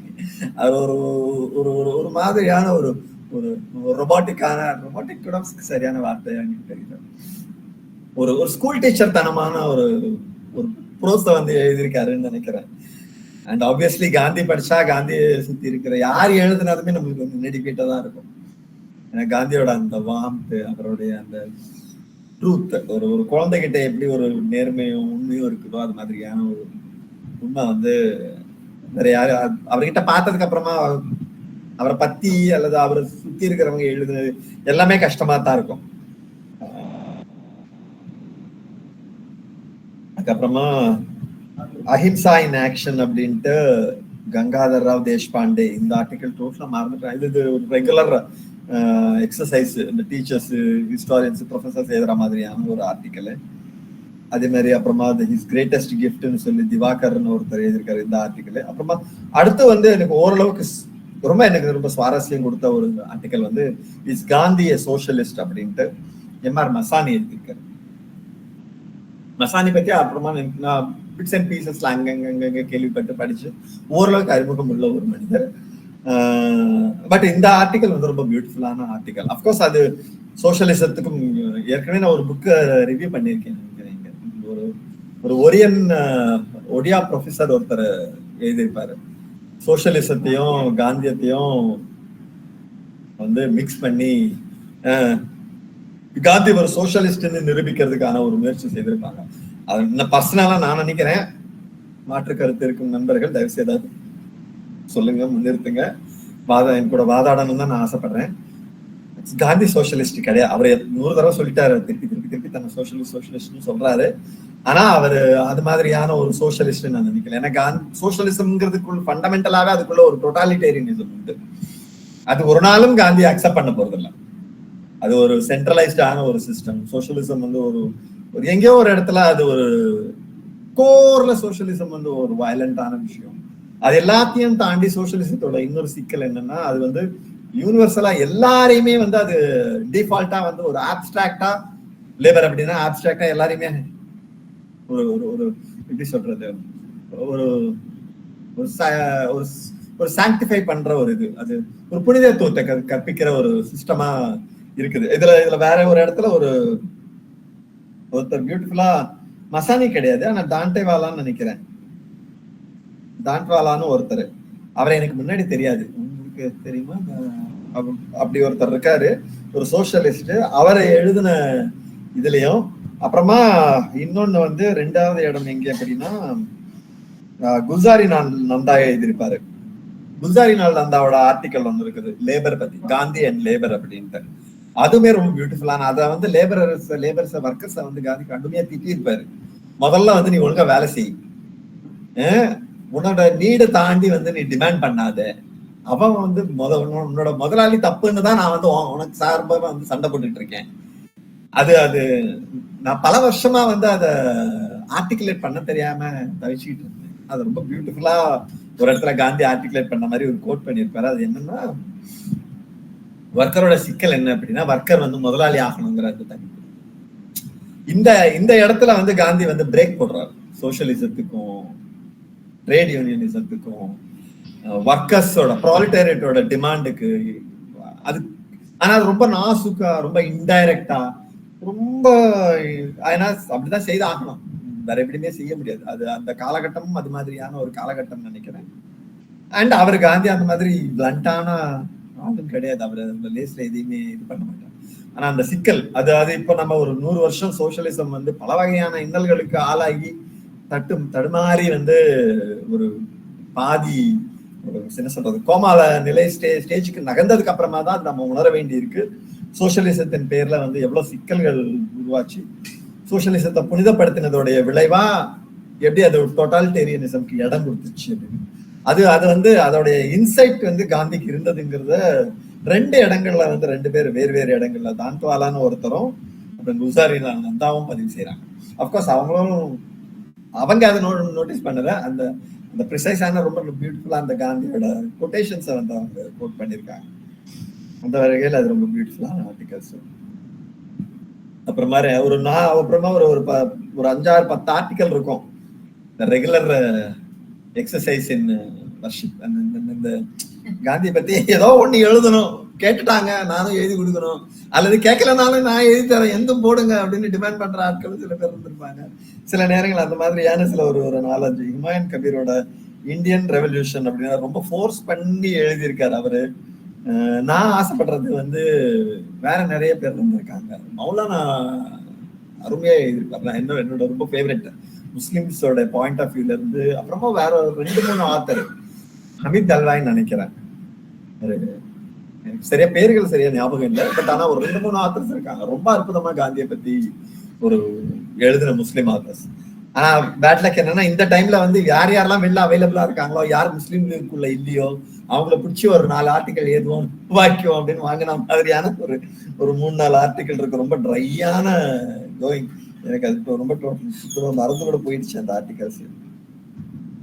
அதுக்கப்புறம் இப்பதான் வரேன் உங்களோட ஃபேவரட் மௌரிஸ் ஃப்ரிட்மேன். இந்த புத்தகம் வழியா நான் டிஸ்கவர் பண்ணின ஒரு பியூட்டிஃபுல்லான ஒரு பர்சன் யாருன்னா மௌரிஸ் ஃப்ரிட்மேன். ஒரு பை ப்ரொஃபஷனா ஒரு இன்ஜினியர்னு சொல்றாங்க. அவர் ஒரு இன்ஜினியரா இருந்து பல வகையான ஒர்க்ஸ் பல இதுகள் எல்லாம் செய்திருக்காரு. செய்துட்டு அப்படி பல ஆன்மீக இயக்கங்கள் இதுக்குள்ள இந்து மதத்தை பத்தின ஆராய்ச்சிகள் அது எல்லாத்தின் வழியா கடைசியா காந்தி கிட்ட வந்திருக்காரு. ரமணர் கிட்ட இருந்து வந்திருக்காரு. One of the best articles in this book அப்படின்னா அவரோட ஆர்டிகல் தான், மௌரிஸ் ஃப்ரிட்மேனோட ஆர்டிகல். அந்த எந்திரங்கள் எல்லாம் ஒண்ணு திரண்டு வந்து உட்காந்து காந்தியோட வாதாடுது அப்படின்னு அந்த ஐடியாவுமே அவ்வளவு பியூட்டிஃபுல்லானது. அந்த அந்த அவர் அந்த அந்த ஒவ்வொன்றுத்துக்கும் கொடுத்துருக்கிற இது இருக்குல்ல, பிரிண்டிங் பிரஸுக்கு ஒரு ஆர்குமெண்ட் வச்சிருப்பாரு, மைக்குக்கு ஒரு ஆர்குமெண்ட் வச்சிருக்காரு. இந்த மாதிரி ஒவ்வொன்றுமே வந்து அவ்வளோ அருமையா வந்து அது பண்ணியிருப்பாரு. அவர் என்ன எழுதினாருன்னு எனக்கு தெரியல. ஏதாவது என்ன மாதிரியான அவருடைய இது மாதிரி ஏதாவது 1-2 ஆர்டிகல்ஸ் எழுதுறது தான். நிறைய மனிதர்கள் இருந்திருக்காங்க சரித்திரத்துல. அதுவும் மிக முக்கியமா காந்தியவாதிகள் நல்லவங்க உலகத்துல அந்த மாதிரி தான் நினைக்கிறேன். அவங்களுக்கு ஆம்பிஷன் இல்லாதவங்க அது மாதிரி ஆட்கள் எழுதுறது இல்லை. எழுதாமலே அப்படியே சரி போயிடுறாங்க. அது அந்த மாதிரி நிறைய பேருடைய போனதோடைய வருத்தம் வந்து அது வந்து அது மாதிரி இருந்திருக்காங்க காந்தி சுத்தி இருந்த வட்டத்திலையும் அப்படிங்கிறதுக்கான ஒரு நல்ல சான்று இதுன்னு நினைக்கிறேன். அப்புறமா காந்தி அண்ட் சர்ச்ன்னு சொல்லி இன்னொரு திராபையான ஒரு ஆர்டிக்கல் எஸ்கே ஜார்ஜ்னு ஒருத்தர், ரொம்ப வலிந்து சர்ச்சுக்கும் காந்திக்கும் எப்படி ஒரு கனெக்ஷன். ஏன்னா காந்தியோட பிக்கெஸ்ட் சேலஞ்ச வந்து பேஸ் பண்ணவங்க மிஷனரிஸ் தான். அவங்களால வந்து காந்தியை கூட்டிட்டு போய் கிறிஸ்டியானிட்டிக்குள்ள சேர்த்துடவும் முடியல, அவரை மறுக்கவும் முடியல. ஏன்னா மிக சிறந்த மேற்கத்திய அறிஞர்கள் எல்லாரும், அல்லது அறிஞர்களே இல்ல, ஒரு ஜென்வனான வெஸ்ட்ல இருந்து ஒரு ஜென்வனான ஒரு பிலாசபரோ, ஒரு ஜென்வனான ஒரு சயின்டிஸ்டோ, ஐன்ஸ்டைன் மாதிரியான ஆட்கள், ரோமன் ரோலன் மாதிரியானவங்க எல்லாருமா சேர்ந்து வந்து காந்தியை தூக்கி வச்சுக்கும் போது நாம வந்து எப்படியாவது இவரை வந்து பாராட்டாம நாம விட்டுற முடியாது. ஏன்னா அவர் வேற, அவரோட கொள்கைகள் எல்லாம் வேற கிறிஸ்டியன் கொள்கைகள்ல சொல்றானுங்க. நாமளும் ஏதாவது எழுதணுமே அவரை பத்தி. ஆனா அதே நேரத்துல வந்து அந்த காழ்ப்புணர்ச்சியும் வச்சிருந்திருக்காங்க போல இருக்கு. இன்னொருத்தங்களை பத்தி கேள்விப்பட்டிருக்கேன். ஒரு இடத்துல இவரு எழுதியிருப்பாரு, பெரிய ரயில்வே தான் எழுதியிருப்பாரு, மகாதேவ் தேசாய் வந்து எமிலி கின்னட வந்து பிளாக் பண்ணாங்க. எமிலி கின்னாடுங்கிறவங்க, அதுக்கப்புறமா நான் கூகுள் பண்ணி தான் பார்த்தேன். எனக்கு அது வரைக்கும் தெரியாது எமிலி கின்னாடுங்கிறவங்க யாருன்ட்டு. அவங்க ஒரு பிரபலமான ஒரு கிறிஸ்டியன் எவாஞ்சலிக்கல் மிஷனரியா இருந்திருக்காங்க. அவங்க வந்து விடாம காந்தி கிட்ட வந்து உட்காந்துக்கிட்டு அவரோட டைமை வேஸ்ட் பண்ணிக்கிட்டு, நீங்க ஏன் கிறிஸ்டியன் ஆகக்கூடாது, நீங்க வந்து ஜீசஸ் அக்செப்ட் பண்ணுங்க, நீங்க வந்து ஒரு பிராப்டிசம் மட்டும் எடுத்துக்கிட்டீங்கன்னா அதுக்கப்புறம் முடிச்சு வச்சு மறுநாளே வந்து இந்தியா சுதந்திரம் வேண்டாம், எனக்கு சுதந்திரமா வேண்டாம் அப்படிங்கிற மாதிரி.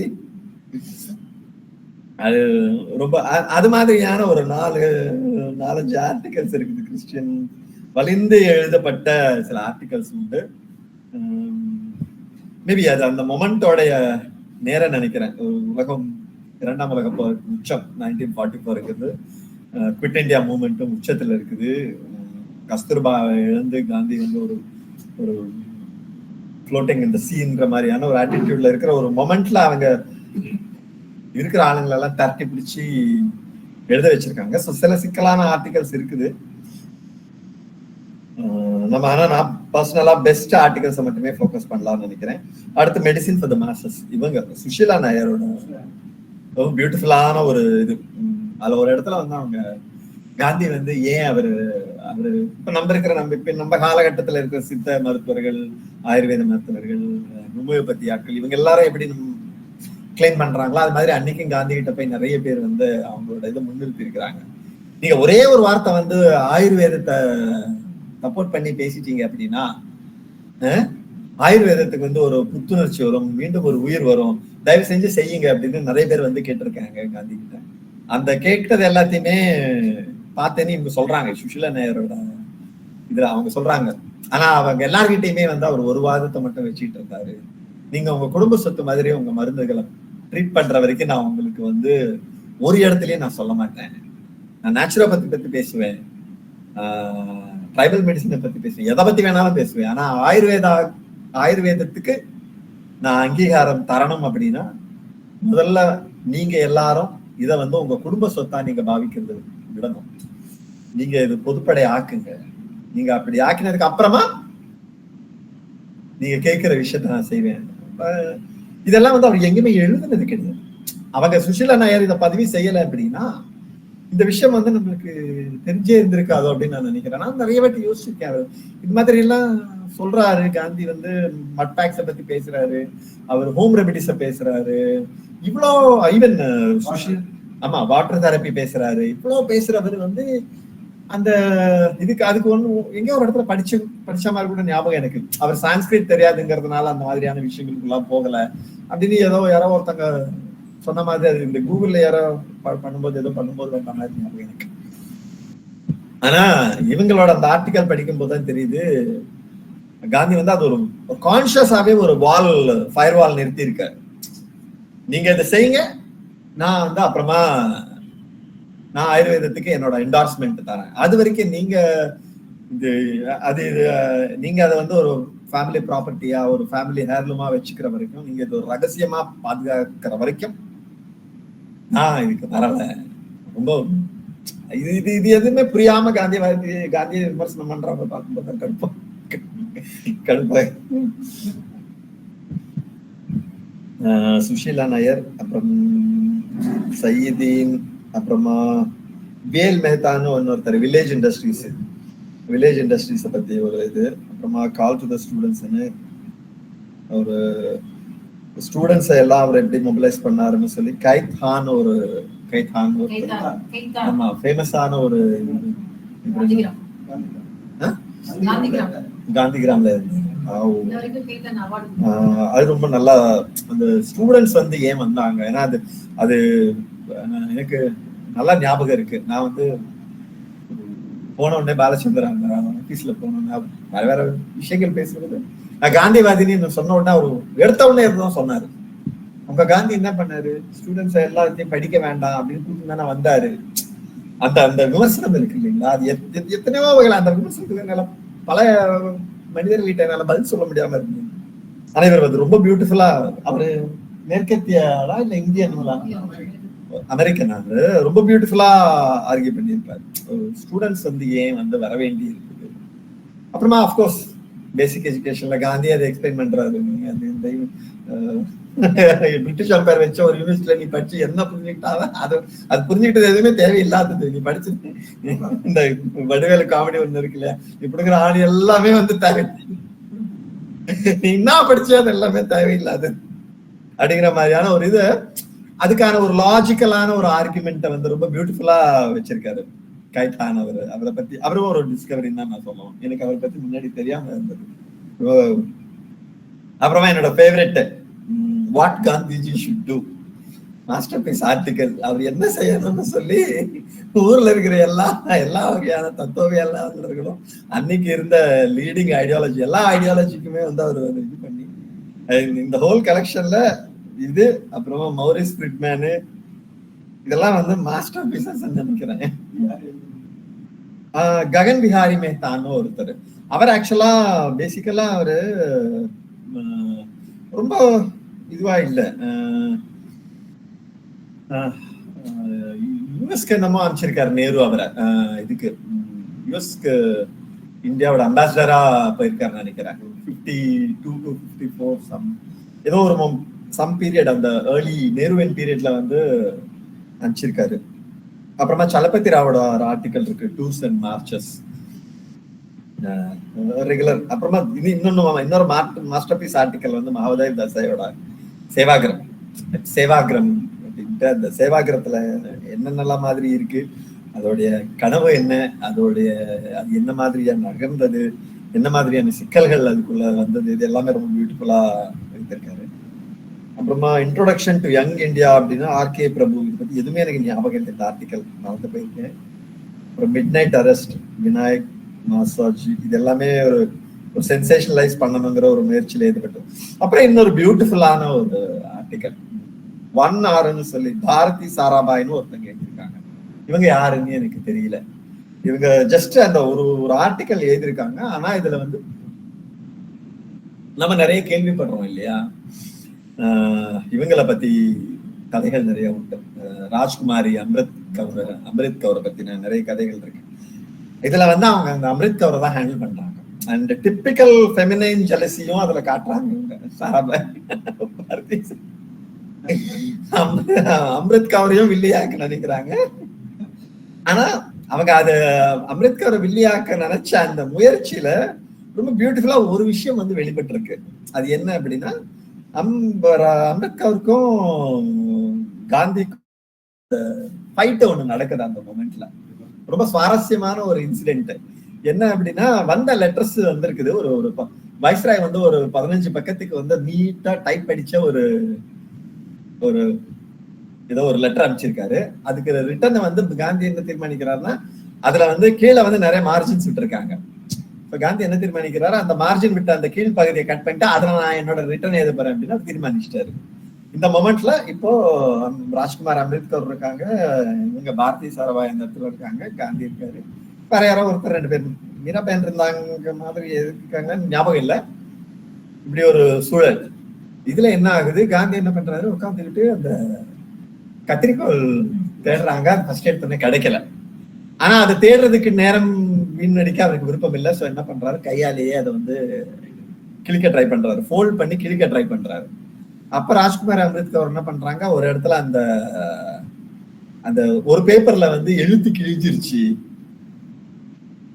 அப்படிங்கிற சொல்ற. ஃபர்ஸ்ட் எடுத்தோடனே அவங்க சொல்றாங்க, நீங்க பண்ணாதீங்க பாப்பு, நான் பண்றேன், நான் இதை வந்து கிழிச்சு கொடுக்குறேன் அவங்களுக்குன்றாங்க. இவர் இல்ல நானே பண்றேன் அப்படின்னு ஒரு கிழிக்கிறதுக்கு இறங்கியிருக்காரு. அடுத்து அவங்க என்ன பண்ணியிருக்காங்க, இந்த ஒரு இடத்துல அவர் கிழிக்க ஆரம்பிச்ச பிற்பாடு ஒரு டக்குன்னு அந்த கிழிப்பட்ட இடத்துல ஒரு எழுத்து தெரிஞ்சிருக்கு. உடனே பாயிண்ட் அவுட் பண்ணியிருக்காங்க, ஒரு எழுத்து கிழிஞ்சிருக்கு, ஒரு லைனை நீங்க கிழிச்சிட்டீங்க அப்படின்னு இருக்காங்க. உடனே அவர் அதோட நிறுத்தியிருக்காரு. நிறுத்திட்டு இல்ல நான் சரி பண்றேன் அப்படின்ட்டு, இப்போ அது என் கையில கொடுங்க, இனிமே நான் கிழிக்கிறேன் அந்த லைன்ஸ் எதுவுமே போகாம அப்படின்னு அவங்க மறுபடியும் சொல்றாங்க. மறுபடியும் என்ன பண்றாரு, இல்ல நான் எனக்கு வந்து கிழிக்க வராதுன்னு சொல்றியா, எனக்கு வயசாயிடுச்சுன்றியா, நான் வந்து இப்ப சரியா கிழிக்கிறேன் ஸ்டார்ட் பண்றேன். அப்புறமா அந்த பேஜஸ் எடுத்து பாக்குறாரு, என்ன லைனு, அது ஏன் அது கிழிஞ்சப்பட்ட இடம். அதுக்கப்புறமா என்ன பண்றாரு, அந்த லைனை பார்த்துட்டு அந்த பேப்பரையும் மற்ற பேப்பர்ஸையும் கம்பேர் பண்ணி சொல்றாரு, நான் எதை தப்பா கிழிச்சிட்டேன்னு நீ சொல்ற, பண்ண தப்பு நான் தப்பு என்னது கிடையாது, வைஸ்ராயோட தப்பு இது.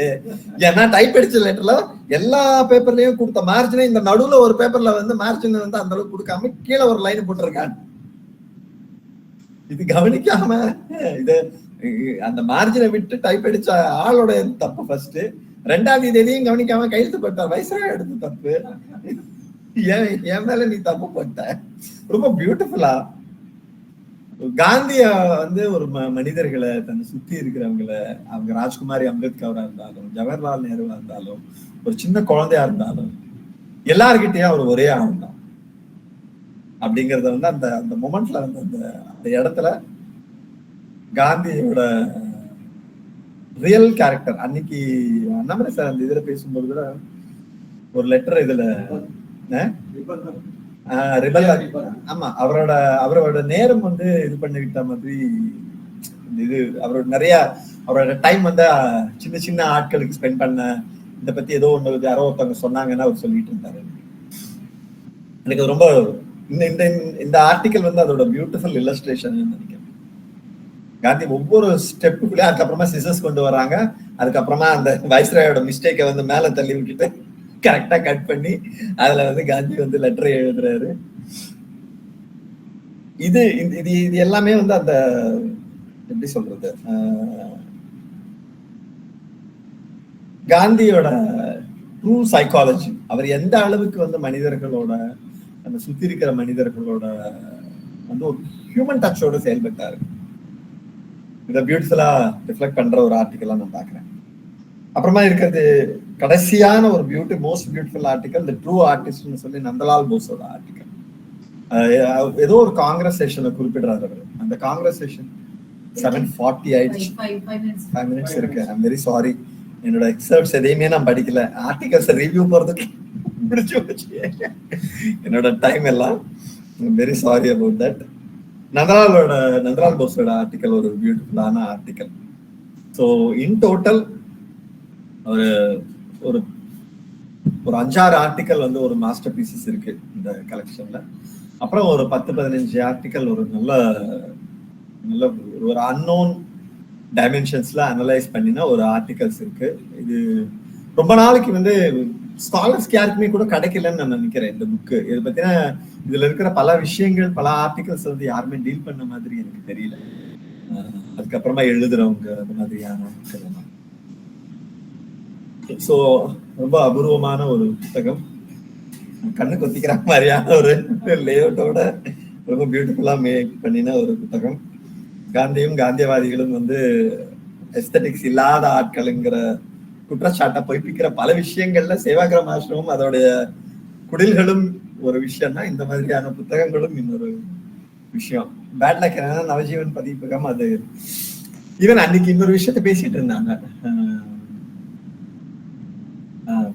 யாரோ ஒருத்தங்க இதுலதான் மென்ஷன் பண்ணாங்களான்னு தெரியல. அந்த இதுல ரொம்ப காஸ்ட்லியானது கதர் வந்து ரொம்ப காஸ்ட்லி, ஆர்கானிக்கான இதெல்லாம் இல்லாம போயிருக்கு அப்படிங்கிற அந்த குற்றச்சாட்டு ஒண்ணு இருக்கு. அதுக்கு அந்த கதர் வந்து ரொம்ப காஸ்ட்லியா தான் வச்சாரு. காந்தி வந்து கதரை வைக்கும் போதே அது வந்து அந்த கதரை உற்பத்தி பண்ற ஒரு தொழிலாளியோடைய ஜீவனாம்சத்தை சேர்த்துதான் அதை வந்து அதுக்கான விலையை வந்து தீர்மானிக்கிறாரே தவிர அது மில்க் கிளாத்தோட வந்து அது எந்த வகையிலுமே வந்து போட்டி போட அனுமதிக்க அவர் விடலை அப்படிங்கிறதுக்கு. அது மாதிரியான ஒரு காந்தியோடைய லைஃப்லயும் அவர் அந்த காந்தியன் சிஸ்டம்குள்ள வந்து ஒரு எளிமையான ஒரு பியூட்டி, ஒரு நேச்சரோட ஒரு பியூட்டி, ஒரு எளிமைக்குள்ள இருக்கிற ஒரு பியூட்டி, எப்படி சொல்றது, ஒரு குழந்தையோட ஒரு அழகு மாதிரியான, எந்த ஆர்னமெண்ட்டும் இல்லாம, எந்த ஒரு வகையான மேக்கப் இல்லாம ஒரு குழந்தை எப்படி அழகான ஒரு விஷயமோ அது மாதிரியான ஒரு அழகு காந்தியம்னு நினைக்கிறேன் நான். காந்தி அதுக்குள்ள அதோட ஒரு சான்று இந்த அவ்வளவுதான். தேங்க்யூ. 7:45 முடிஞ்சிருச்சு. Any questions?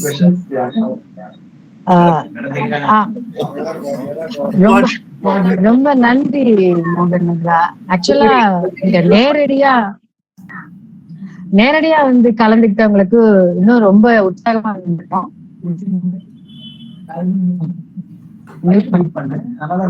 இங்க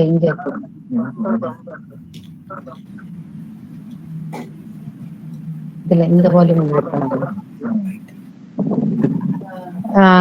நேரடியா வந்து கேட்டவங்களுக்கு இன்னும் கூட கொஞ்சம் நல்லா இருந்திருக்கும்.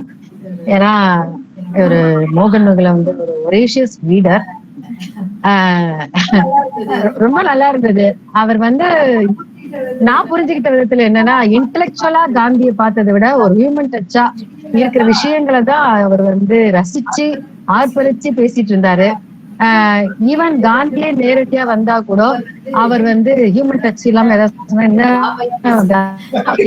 திராபையா பேசுறீங்க அப்படின்னு எனக்கு ரொம்ப அந்த வார்த்தை அவர் உபயோகிச்சது ரொம்ப பிடிச்சிருந்துச்சு.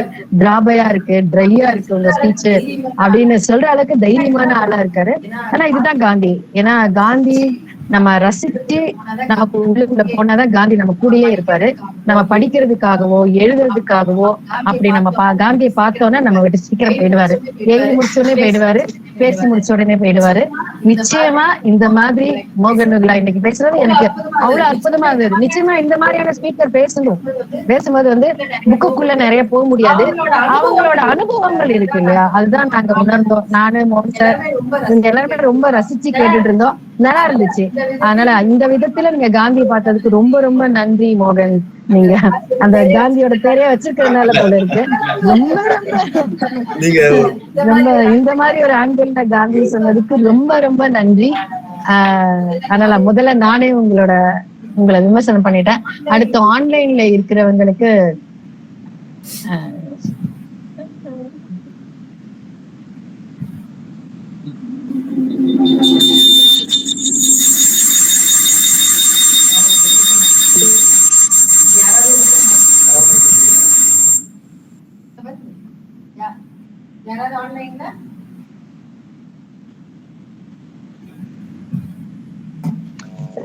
மோகன் நருலா ரொம்ப நல்லா பேசுறீங்க.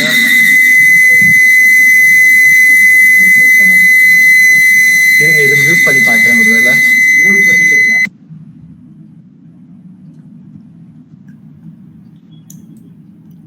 சந்தோஷம், நீங்க கேட்கலாம். மோகன் நருலா ஸ்பீச் ரொம்ப நல்லா இருந்தது. ரொம்ப ஸ்காலர்லி ஸ்பீச், நிறைய நிறைய நிறைய நிறைய டெப்த் உள்ள ஒரு ஸ்பீச் இது. பட் சோசியலிசம் பத்தி ரொம்ப விரிவா கொஞ்சம் டிஸ்கஸ் பண்ணத்தான் வேணும். ஏன்னா அது ஒரு முக்கியமான ஒரு சப்ஜெக்டா, அதுவும் ஹியூமனைஸ் டச் காந்தியினுடைய நல்லது. ஏன்னா ஒர்க்கர்ஸ் வந்து முதலாளியாக பாக்குறோம், அதனால அங்க ஏதோ ஒரு பிளாக்கேட் வருது, கரெக்ட். பட் இங்க ட்ரேட் யூனியன்ஸும் மற்ற ஆக்டிவிட்டிஸும் இல்லைன்னா அது வேற மாதிரியே தான் போகும். அதே மோகன் நமக்கு எக்ஸ்பிளைன் பண்ண நல்லது. அவசியம் சோசியலிசம் நோக்கிய பயணம், அது காந்தி வழியில இருந்தாலும் சரி, அது எல்லாமே எங்கேயும் ஒரு வயலன்ஸ்ல போகுதுன்னா அது நமக்கு அவசியம் இல்லை. இந்த வயலன்ஸை உண்டாக்குறது யாரு? அது தொழிலாளர் தரப்புல இருந்தா, நிர்வாக தரப்புல இருந்தா, இதெல்லாம் நம்ம பார்க்கணும். வயலன்ஸ் எந்த வகையிலும் நமக்கு வேண்டியது இல்லை. பட் தொழிலாளியினுடைய எல்லா தேவைகளும் நியாயமான கோரிக்கைகளும் எங்கேயும் எப்பவுமே ஏற்கப்படணும், அது செவிசாய்க்கப்படணும். அந்த கருத்து ரொம்ப முக்கியம். சோசியலிசம் உலகளாவிய அளவுல இன்னைக்கு எப்படி இல்லாம இருக்குங்கிறது முக்கியம் இல்லை. தொழிலாளிகள் எப்படி இருக்காங்க, சோசியலிசத்தை நோக்கி செயல்பாட்டுல இருக்காங்கிறதையும் நம்ம கருத்துல வச்சுக்க வேண்டியிருக்கு. காந்தியிசம் வந்து மெக்கானிக்கலா போனோன்னு குறைஞ்சு போச்சுன்னு சொல்றாங்க. பட் காந்தியிசம்ங்கிறது பை பிரின்சிபிள், பை ஹியூமன் டச்ல யாரும் 10 பேர்கிட்ட இருக்கு. அந்த 10 பேர் உலகத்துக்கு நடத்துறவங்க இருக்கிற மாதிரி தான் இருக்கு. அது அவசியமாகப்படுது. என்ன அது உங்களுடைய உரை வந்து ஒரு சாட், ஃப்ரெண்ட்லி சாட்டா தான் இருந்தது. ரொம்ப செறிவான உரை இது. புத்தகமும் செறிவான புத்தகம், ரொம்ப ஆழமான புத்தகம். நீங்க சொன்னதும் மகதேவ் தேசாய் பத்தி நீங்க சொல்லியிருக்கீங்க. நாங்க வந்து பெரும்பாலும் நான் 500 ரோஸ்ல படிச்சிருக்கேன். அது அப்படி இங்கிலீஷ் காதலே இருக்கும். ஆனா அது ஒரு புரியா தான் இருக்கும். காந்தி அண்ட் மகதேவ் தேசாய் ரைட்டிங்ஸ் நம்ம வந்து எப்படி ரொம்ப ஆழமா உங்களை மாதிரி ஆங்கில வாசிப்புல உள்ளவங்க தான் சொல்ல முடியும் போல தெரியுது. அது ரொம்ப அவசியம் தெரிவிக்க வேண்டியிருக்கு. மகதேவ் தேசாயோட டைரியே படிக்க வேண்டிய ஒரு ஆர்வத்தை தூண்டிருக்கீங்க. இதுல சொன்ன டல்லு இல்லாட்டி இது நல்லா இருக்குங்கிறது உங்களுடைய பார்வையாக இருக்கும். இன்னொரு ரீடருக்கு அது மாறுபடலாம். ஆனா அது நீங்க ஒரு ஒரேஷியஸ் ரீடர்,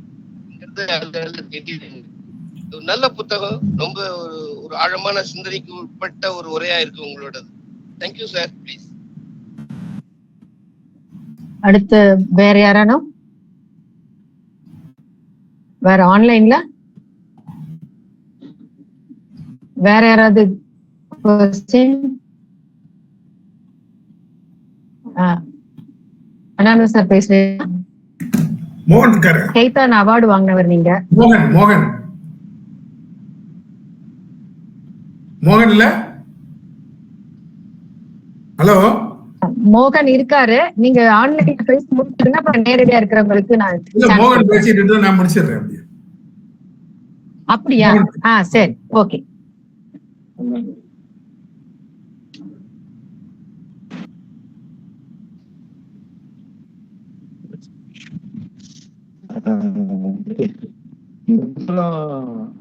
ரொம்ப பொக்கிஷம், காப்பீஸே ரொம்ப கம்மியா தான் போட்டாங்க. அதுல காந்தி இன்ட்ரோடக்ஷன்லயே எழுதியிருக்காரு. எதுக்குடா அப்படி நீங்க சொல்லிட்டீங்களா அதே மாதிரி, ஏன்டா இப்படி எல்லாம் இது பண்றீங்க? இல்ல இதெல்லாம் வித்துச்சுன்னு பணம் கிடைக்கும், அர்ஜென்ட் சேவக் சங்கம் அவரே சொல்லியிருக்காரு. இந்த மாதிரி ஒரு ஏழைகளுக்கு தரித்திரனுக்கு பணம் கிடைக்குதுன்னு சொன்னா எனக்கு கண்டிப்பா நான் அதுக்கு உடனே சரின்னு சொல்லிடுறேன் அப்படின்னு சொல்லிட்டு 4 லைன் போட்டு எழுதியிருக்காரு. அது ஃபார்வேர்ட்ல இருக்கு, ரொம்ப அழகா இருக்கும். இந்த புத்தகத்தை நான் கொஞ்சம் ஏன் பண்ணியிருந்தேன்னா, ஒழிச்சு வச்சுக்கிட்டேன். நான் எங்க வீட்டுல ஒழிச்சு வச்சுக்கிட்டு பத்திரமா கொஞ்சம் கொஞ்சமா படிச்சு, அப்புறம் அந்த மௌரிஸ் ஃப்ரீட்மேன் படிச்சதுல இருந்து அப்படியே எங்கேயோ பறக்க ஆரம்பிச்சிட்டேன். அவரை பத்தி எல்லாம் அப்புறம் தேடி கண்டுபிடிச்சேன். அவர் ரமணர்கிட்ட எல்லாம் போயிட்டு அப்புறம் நிசர்க தத்தான்னு ஒரு சுவாமிஜிட்ட போயிருக்காரு. அவருடைய பயணம் அதெல்லாம். பட் ஆனா காந்திக்கு ரொம்ப இந்த ராட்டை தயார் பண்றதுக்கு உண்டான இன்ஸ்ட்ருமெண்ட்ஸ்ல அதை டெவலப் பண்றதுக்கெல்லாம் மோஸ்ட் ப்ராபபிளி அம்பர் சர்க்காவா இருக்கலாம். அவர் மௌரிஸ் ஃப்ரீட்மேனுடைய அந்த டெக்னாலஜிக்கல் நாலேஜ் அதெல்லாம் ரொம்ப உபயோகப்பட்டிருக்கு. அதனால ரொம்ப மௌரிஸ் ஃப்ரீட்மேன் காந்தி மேல அப்படி ஒரு அட்மிரேஷன். அப்பதான் அவங்களுக்கு தான் அந்த இயந்திரங்களுடைய அட்டொழியம் தெரியும், நமக்கெல்லாம் தெரியாது. நம்ம என்ன நினைக்கிறோம், இயந்திரம் வந்தா எல்லாருக்கும் சாப்பாடு கிடைச்சிரும், உலகமே பிரபாதம் ஆயிடும்னு. கிடையாது, அது நம்மளை ஆக்கிரமிக்கும். இப்ப கூட நீங்க ஹிம்ஸ்வராஜ் படிச்சு பாருங்க, காந்தி சொல்றாரு உங்களுக்கெல்லாம் அப்படி ஒரு மாய தோற்றம் கொடுக்குது, ஆனா அது என்ன பண்ணும்னா உங்களை சாப்பிட்டுடும், மேல அமுக்கிடும். அதனால இன்ஸ்ட்ருமெண்ட்டுக்கு ஒரு இடம் இருக்கு, அதை எங்க வைக்கணுமோ அங்க வைக்கணும். கைராட்டையை தான் பெருசா சொல்லணும்னு சொல்லிட்டு 1909 ஷிப்ல வரும்போதெல்லாம் கூடவா இந்த யோசனை வருது. வக்கீலையும் டாக்டரையும் பார்த்து கைராட்டை துணியெல்லாம் போட்டுக்காங்க அப்படிங்க, சுதேசி போட்டுக்காங்கன்னு சொல்லும் போது ஒண்ணுமே புரியல எனக்கு. 35 வயசுலயா அந்த மனுஷனுக்கு இப்படி தோணி இருக்கும் அப்படின்னு. இந்த புத்தகத்துல அதெல்லாம் அப்படியே இருக்கு, ரொம்ப அழகா எழுதியிருக்காரு. நான் அதை டிரான்ஸ்லேட் பண்ணி 2-3 நண்பர்களுக்கு கொடுத்தேன். என்ன பண்ண, நண்பர்கள் பிஸியானவங்க, அவங்களுக்கு அதனுடைய பெருமை தெரியல, ஒருத்தர் கூட ஒண்ணுமே சொல்லல. பட் எனக்கு ரொம்ப பிடிச்சதை ரொம்ப ஹைலைட் பண்ணி சொன்னீங்க. ஒரே ஒரு சின்ன சந்தேகம் தான், அதுல சரோஜினி நாயுடு தான் எழுதியிருக்காங்களா ஆர்டிகல்? ஆமா, அப்புறம் மேபி தெரியாது. அப்புறம் எனக்கு பிடிச்ச இன்னொரு பகுதி என்னன்னா, காந்தி கஸ்தூரிபாவை பத்தி சொல்லியிருக்காங்க. அப்படியே ஏன்னா அப்பதான் அவங்க இறந்து போயிருக்காங்க, உருகி எழுதுற. எனக்கெல்லாம் படிக்கும்போது கண்ணில் தண்ணி வந்துச்சு. ஆனா எவ்வளவு பொறுமையா நிதானமா அந்த மனுஷன் எழுதியிருக்காங்க. கடைசியில் அதனால கஸ்தூரிபாவை பத்தி காந்தி சொல்றது எப்படி இருக்கும் பாருங்க. தன்னுடைய அனுபவத்தெல்லாம் முடிய அத்தனை பழசுலேருந்து ரிகலெக்ட் பண்ணி அழகான பெஸ்ட் ஆர்டிகிள் அது. மௌரிஸ் ஃப்ரீட்மேன் மாதிரி காந்தி எழுதியிருக்கிறது. அவர் சொல்ற மாதிரி நேரு கேட்கணுமா, பொக்கிஷன் அவரெல்லாம் நம்மெல்லாம் ஜுவல் அவரே சொல்லியிருக்காரு, இல்லாட்டி தேர்ந்தெடுப்பாரா? அந்த ஆர்டிகிள் நல்லா இருக்கும். அதனால இந்த புத்தகம் காந்தி சென்டர்ல இருக்கு, யாரா வரணவங்க எல்லாம் தொட்டு பார்த்து கும்பிட்டுட்டு போங்க. வெளியில எடுத்து பிரேமா கொடுக்க மாட்டாங்க. அது பாவம் அண்ணாமலையே ரொம்ப சிரமப்பட்டு தேடி கண்டுபிடிச்சு எத்தனையோ ஆயிரக்கணக்கில் ரூபாய் கொடுத்துருப்பாருன்னு நினைக்கிறேன். அதை கண்டுபிடிச்சு ரொம்ப பத்திரமா வச்சிருக்காரு. அந்த பேர்லஸ் பக்குனுடைய ஒரு ஆர்டிகிள், ஒரு பேஜ் கிழிஞ்சிருக்கு. அதுதான், ஏன்னா அந்த அம்மாவை எனக்கு ரொம்ப பிடிக்கும். சைனாவை பத்தி ரொம்ப அழகான ஒரு நாவல் எழுதியிருக்காங்க, கூட்டி அர்த்துன்னு. அதுக்கு அவளுக்கு பெரிய பரிசே கிடைச்சது, ஐ திங்க் நோபல் பரிசு கிடைச்சதுன்னு நினைக்கிறேன். அதனால பேர்லஸ் பக்குங்கிறது ரொம்ப அற்புதமான லேடி. அவங்க காந்தியை அவ்வளவு பிரமாதமா சொல்லிருக்காங்க. எயின்ஸ்டீனை பத்தி சொல்ல வேண்டிய அவசியம் இல்லை. இல்ல ரொம்ப பலவிதமான மோகன் நபுல்லா சொன்ன மாதிரி பல படங்கள்லாம் இருக்கு. அவசியம் அனைவரும் அதை புரட்டியாவது பார்க்கணும். எனக்கு மோகன் நபுல்லா உணர்வோட பேசினதற்கு அது ரொம்ப அனுபவிச்சேன். ரொம்ப ரொம்ப சந்தோஷம். இன்னைக்கு ரொம்ப அருமையான நாள். தேங்க்யூ. அண்ணாமலை, இனிமே உங்களுக்கு இந்த மோகனும் நல்லா தான் சொல்றாரு. 2 மோகனும் ரொம்ப பிரமாதமா சொல்றீங்க. இந்த பிரிண்டிங் பத்தி சொன்னது ரொம்ப நல்லா இருந்தது. அது ரொம்ப அற்புதமான விஷயம். புத்தகத்தை காட்டினார் மோகனூர்ல. ரொம்ப ரொம்ப நல்ல விஷயங்கள் எல்லாம் இதுல இருக்கு. நீங்க சொன்ன மாதிரி தொட்டுத்தான் பார்க்கணும். தேங்க்யூ. அடுத்து அண்ணாமலை சார் நீங்க பேசுறீங்களா? நீங்க வந்து கெய்தான் அவார்டு வாங்கினவரு, அதையும் கொஞ்சம் நீங்க சொல்லலாம்.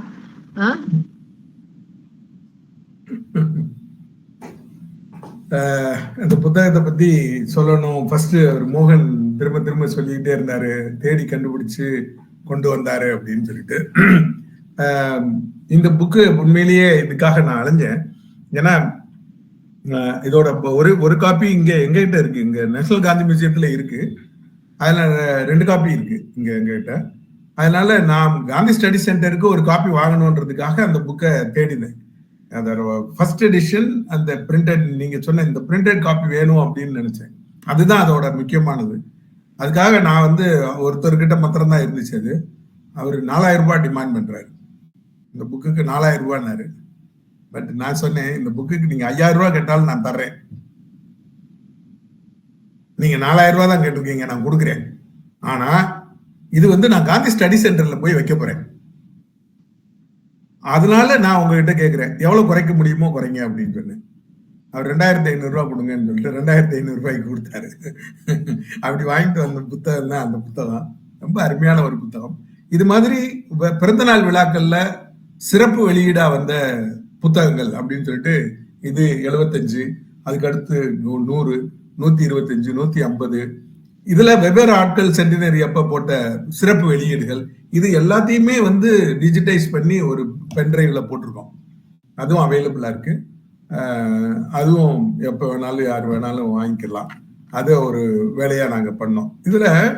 இதுல முக்கியமா நான் சொல்ல வேண்டியது என்ன அப்படின்னு சொன்னா, இந்த எழுத்தாளர்கள் பற்றிய ஒரு பின்புலம், அவங்க எப்படி காந்தியோட உறவுகளோட இருந்தாங்க, அவங்களோட கான்ட்ரிபியூஷன் எல்லாம் என்ன அப்படின்றதெல்லாம் தெரிஞ்சுட்டு திரும்ப இந்த கட்டுரைக்குள்ள போனீங்கன்னு வச்சுக்கோங்களேன், அவருடைய எழுத்துக்களுக்கு இன்னும் வேற ஒரு பரிமாணம் கிடைக்கும். இப்ப உதாரணமா ஒரே ஒருத்தரை பத்திரம் நான் சொல்றேன், கிருஷ்ண கிருப்லானி. கிருஷ்ண கிருப்லானி, KR கிருப்லானின்னு சொன்னீங்களே, அந்த கிருஷ்ண கிருப்லானி ஒரு புத்தகம் எழுதியிருக்கிறார், காந்தி எ லைஃப். பிரமாதமான புக்கு. வெரி வெரி ஆர்டிஸ்டிக் ரைட்டிங்னா அதுதான். காந்தியில எத்தனையோ ரைட்டிங்ஸ் வந்திருக்கு. வெரி வெரி ஆர்டிஸ்டிக் ரைட்டிங் வந்து கிருஷ்ண கிருப்லானியோட ரைட்டிங் தான். Gandhi a life, Tagore a life அப்படின்னு 2 புத்தகம் எழுதியிருக்கிறார். ஏன்னா இவர் வந்து சாந்தி நிகேதன்ல இருந்து வந்தவர். வந்து இதேதான். அதுல பாத்தீங்கன்னா டூ ஆர் டைன்னு ஒரு சாப்டர் வரும். அந்த சாப்டர் பேரு டூ ஆர் டை. அதுக்கு அடுத்து 2வது சாப்டர் டிட் அண்ட் டைட். இதை விட பொயட்டிக்கா எப்படி சொல்ல முடியும்? அப்படி ஒரு அதே மாதிரி ஒவ்வொரு சாப்டரும் 1.5 பக்கம் 2 பக்கம் தான் இருக்கும். ஆனா அந்த 2 பக்கத்துக்குள்ள அவ்வளவு அற்புதமான ஒரு விஷயங்களை கொண்டு வந்து வச்சிருக்கிறார். பெரிய கலை ரசிகர், பெரிய இலக்கியவாதி. சாகித்ய அகாடமியோட ஃபர்ஸ்ட் சேர்மன் இவர் தான், கிருஷ்ண கிருப்லானி. அதனால இந்த ப்ரொடக்ஷன் வந்து டிஜி டெண்டுல்கர் அவர் கூட போய் உட்கார்ந்து அதை பண்றாரு. டிஜி டெண்டுல்கர், ஜவேரி, விதல்பாய் ஜவேரி முதல்ல அவரு இந்த மகாத்மா காந்தியை பத்தி திரைப்படம் தொகுப்பு வெளியிட்டது வந்து விதல்பாய் ஜவேரி தான். அருமையான மனிதன். நீங்க உலகத்துல இருக்கக்கூடிய புகைப்படங்கள் அது இது எல்லாத்தையும் கலெக்ட் பண்ணி அந்த டாக்குமெண்ட்ரியை தயார் பண்ணதுல பெரும் பங்கு விதல்பாய் ஜவேரி. அவர் தான் அதோட இயக்குனர்.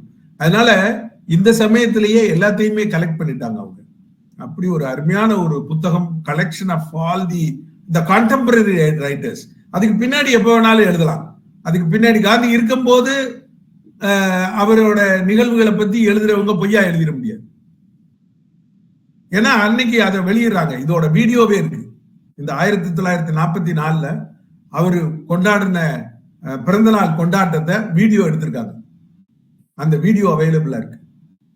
அவ்வளவு ஒரு சந்தோஷமான ஒரு நிகழ்வா அது இருக்கு. சேவாகிராம பத்தி சொன்னீங்க. சேவாகிராமுக்கு பின்னாடி ஒரு ரூம் இருக்கும். அந்த கிச்சனுக்கு முன்னாடி ஒரு ரூம் இருக்கும். அந்த ஒரு சின்ன ரூம், அந்த ரூமுக்கு ஜன்னலே இருக்காது. நீங்க சொன்னீங்களே இவ்வளவு பெரிய ஆர்டிஸ்டிக்கான ஒரு இடத்துல அப்படி ஒரு கட்டடம் இருக்கே, என்னன்னு தெரியுமா? அதுதான் கனு காந்தி போட்டோ எடுக்கிறாரு, அதெல்லாம் டெவலப் பண்ணக்கூடிய டார்க் ரூம். ஒரு அருமையான ஹிஸ்டாரிக்கலா எல்லா விஷயங்களையும் தொகுத்து தொகுத்து கொடுத்த ஒரு மிகப்பெரிய இடம் சேவாகிராம் ஆசிரம். அங்கே நடந்த ஒரு விழா இந்த விழா. அந்த நேரத்துல அப்படி ஒரு விழாவை எடுக்க வேண்டிய ஒரு கட்டாயம் காந்தியர்களுக்கு ஏன் இருந்தது அப்படின்னு சொன்னா, கஸ்தூர்பா இறந்து போயிடுறாங்க, 42ல இருந்து ஜெயில இருக்காங்க, குயிட் இந்தியா மூவ்மெண்ட்ல மனசு உடைஞ்சு போய் இருக்கிறாரு காந்தி. அப்படி இருக்கையில அந்த நிலை எல்லாத்தையும் தாண்டி காந்தியையும் கொண்டு வரணும் அப்படின்றதுக்காக எடுக்கப்பட்ட மிக உன்னதமான ஒரு முயற்சியோட வெளிப்பாடு தான் இந்த புத்தகம். அந்த உள்ள உணர்வோட இந்த புத்தகத்தை படிச்சோம்னா இன்னும் அதிகமா ஆழமா அதுக்கான பொருள் புரியும்னு நினைக்கிறேன். நன்றி. மிக அருமையான ஒரு உரை. வேற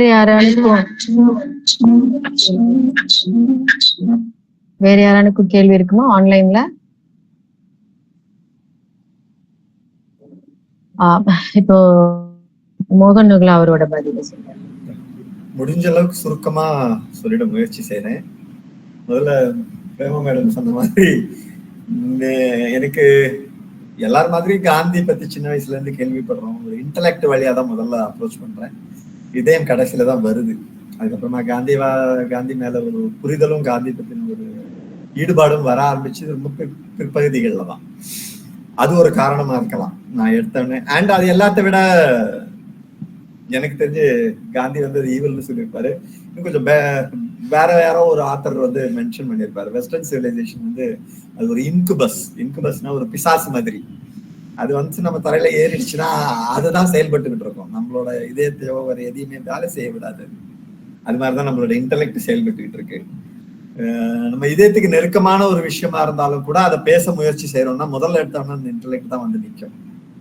அதை அப்புறப்படுத்தி அதை கொஞ்சம் அடக்கி ஒடுக்கி உட்கார வச்சு இதயத்துல இருக்கிற வார்த்தைகளை பேசுறது வந்து ரொம்ப கஷ்டமான விஷயம் தான். பெரும்பகுதி நேரங்கள் எனக்கு அது சாத்தியப்படுறது இல்லை. அண்ட் நவீன உலகத்துல வந்து அது ஃபயர் ஒர்க்ஸ் வந்து இன்டெலெக்டுக்கு தான் சாத்தியப்படுது. ரொம்ப நம்ம இதயத்துக்கு நெருக்கமான விஷயங்கள், பிடிச்ச விஷயங்கள், மென்மையான விஷயங்கள் பேசினா சுத்தி இருக்கிறவங்க எல்லாம் போர் ஆயிடுறாங்க. அது மாதிரி சுத்தி இருக்கிறவங்களுக்கு வந்து என்டர்டெயின் பண்ணி பண்ணி பண்ணி பண்ணி இது மாதிரி ஆயிடுறோம். அப்படி ஆயிட்டேன்னு நினைக்கிறேன். எனக்கு இந்த மாதிரி one of the inspiration Annamalai sir. அன்னைக்கு பார்க்கும்போது கூட அந்த திருவள்ளூர் லைப்ரரி மீட்டிங்ல வந்து எனக்கு ஆச்சரியமா இருந்தது. ஏன்னா காந்தியோட லெட்டர்ஸை பத்தி பேசுறது வந்து அவ்வளவு சேலஞ்சிங்கான விஷயம். ரொம்ப பர்சனலானது லெட்டர்ஸ். ஆனா அதே நேரத்துல உண்மையான காந்தி நீங்க வேற எங்க பாக்குறத விட லெட்டர்ஸ்ல தான் பார்க்க முடியும். இத வந்து ஒரு நியூ ஆடியன்ஸுக்கு ஒரு லைப்ரரியில பெரும்பகுதி மக்கள் வந்து பெருசா ஆர்வம் இல்லாம வந்து உட்கார்ந்துருப்பாங்க. சிலர் முக்கியமா கொண்டு வர வைக்கப்பட்ட ஆடியன்ஸும் இருக்கும். அது எல்லாரையுமே வந்து அப்படி நிக்க வச்சு ஒரு மணி நேரத்துக்கு வந்து ஹோல்ட் பண்ணி ஒரு பேச வைக்கிறது, அவங்களோட அட்டென்ஷனை வந்து ஹோல்ட் பண்ணி நடுநடுவில் அவங்க சிரிக்க வச்சு. எனக்கு அந்த மாதிரிலாம் சென்ஸ் ஆஃப் ஹியூமர் இல்லை இல்ல. பட் அந்த நேசம் உண்டு. ஆனா அதை வந்து அது டக்குனு வெளில வராது. ஃபர்ஸ்ட் எடுத்த உடனே வந்து இன்டெலெக்ட் தான் முன்னாடி நின்னுங்கன்னா அதான் நான் தான் பேசுவேன் பேசுவோம். ரொம்ப ரேரான சில நேரங்கள்ல தான் பிடிச்ச மாதிரி பேசுவோம். அண்ட் அந்த புக்கோட மகிமைன்னு கூட நான் சொல்லுவேன்.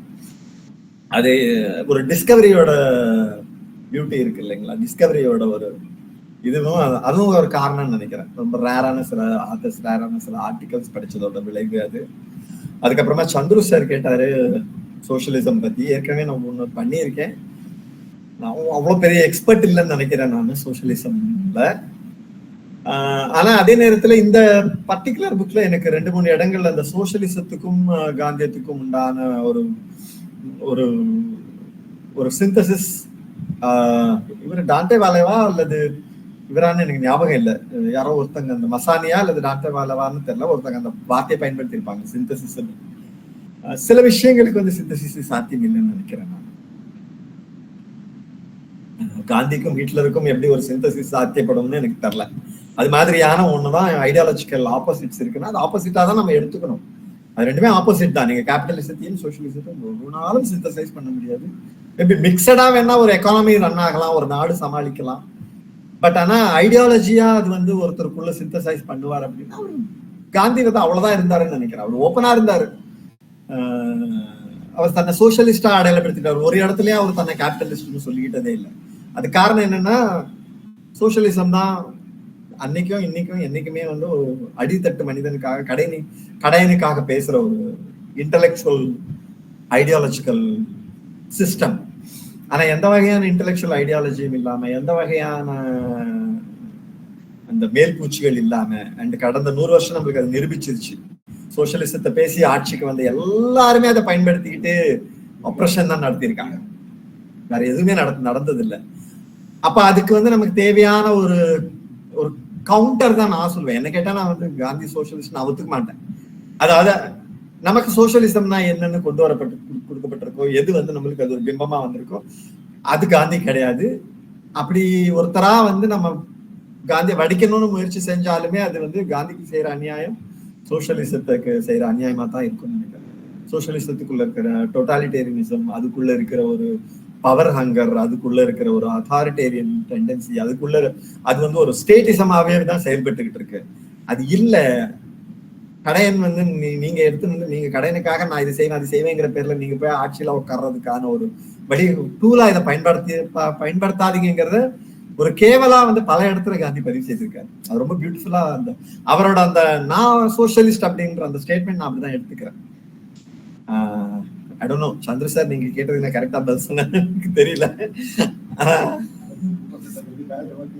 மத்தபடி அண்ணாமலை சார் சொன்ன மாதிரி எனக்கு நான் ரொம்ப கம்மியா தான் காந்தி படிச்சிருக்கேன். அண்ட் காந்தி பத்தி எழுதுறவங்களையுமே வந்து எனக்கு நிறைய பேரோட ஒவ்வாமைகள் இருக்குது. அது பர்சனலா எனக்கு அந்த வர்ஷிப் டெண்டன்சி இருக்குனால நான் அவர்ட் ஆயிடுவேன். அது எனக்கு வந்து ரெபல்ஸ் ஆயிடுவேன். நான் அதுல இருந்து வெளில வந்துடுவேன். என்னால ஒரு டிவோஷனல் லிட்ரேச்சர் என்னால படிக்கவே முடியறதில்ல. எப்பாவது ஒரு வாட்டி 1-2 பாட்டு கேட்பனே தவிர மற்றபடி என்னால வந்து ஒரு கன்சிஸ்டன்டான ஒரு டிவோஷனல் இது என்னால போக முடியாது. என்னோட பர்சனல் குறையாது. அதனால நான் நிறைய படிக்காம விட்டுருக்கேன். நீங்க சொன்னதுனால எனக்கு அது ஆக்சுவலா இந்த நீங்க சொன்ன மாதிரி அதோட டைட்டில்ஸ் எல்லாமே ரொம்ப பியூட்டிஃபுல்லா தான் பண்ணியிருக்காரு கிருஷ்ணகிருஷ்ணன். பிரச்சனை நான் ஜாம்பவான்கள் எல்லாத்தையும் போயிட்டு பார்த்துட்டு வந்து இதுக்குள்ள இறங்குனதோட விளைவு அது இருக்கும்னு நினைக்கிறேன். அண்ட் காந்தி கம்பேர் பண்ணா எல்லாருமே கம்மி தான். அதுல இன்க்ளூடிங் நேரு அவருமே கம்மி தான். அந்த அர்த்தத்துல அது எடுத்துக்கணும்னு நினைக்கிறேன். தேங்க்யூ. 8:10 ஆக போகுது. மேல ரொம்ப நன்றி, ரொம்ப நன்றி. ஏன்னா இங்க மழையா இருக்கிறதுனால வந்து 6:30 மணில இருந்து காத்துட்டு இருக்காங்க. நம்ம இதோட முடிச்சுக்கலாம். யாருக்கான கேள்விகள் ஏதாவதுன்னா மோகன் நம்பர் வந்து வாங்கிக்கிட்ட பர்சனலா பேசிடுங்க. ஏன்னா இப்ப மணி 8:15 ஆக போறதுனால நிகழ்ச்சி இதோட முடிச்சுக்கலாம் நான் நினைக்கிறேன். நேரடியா வந்தவங்களுக்கும் ஆன்லைன்ல கலந்துக்கிட்டு மிக்க மிக்க நன்றி. நல்ல புத்தகம், நல்ல விமர்சனம், நல்ல ஒரு நாள். எல்லாருக்கும் இனிய இரவு. வணக்கம்.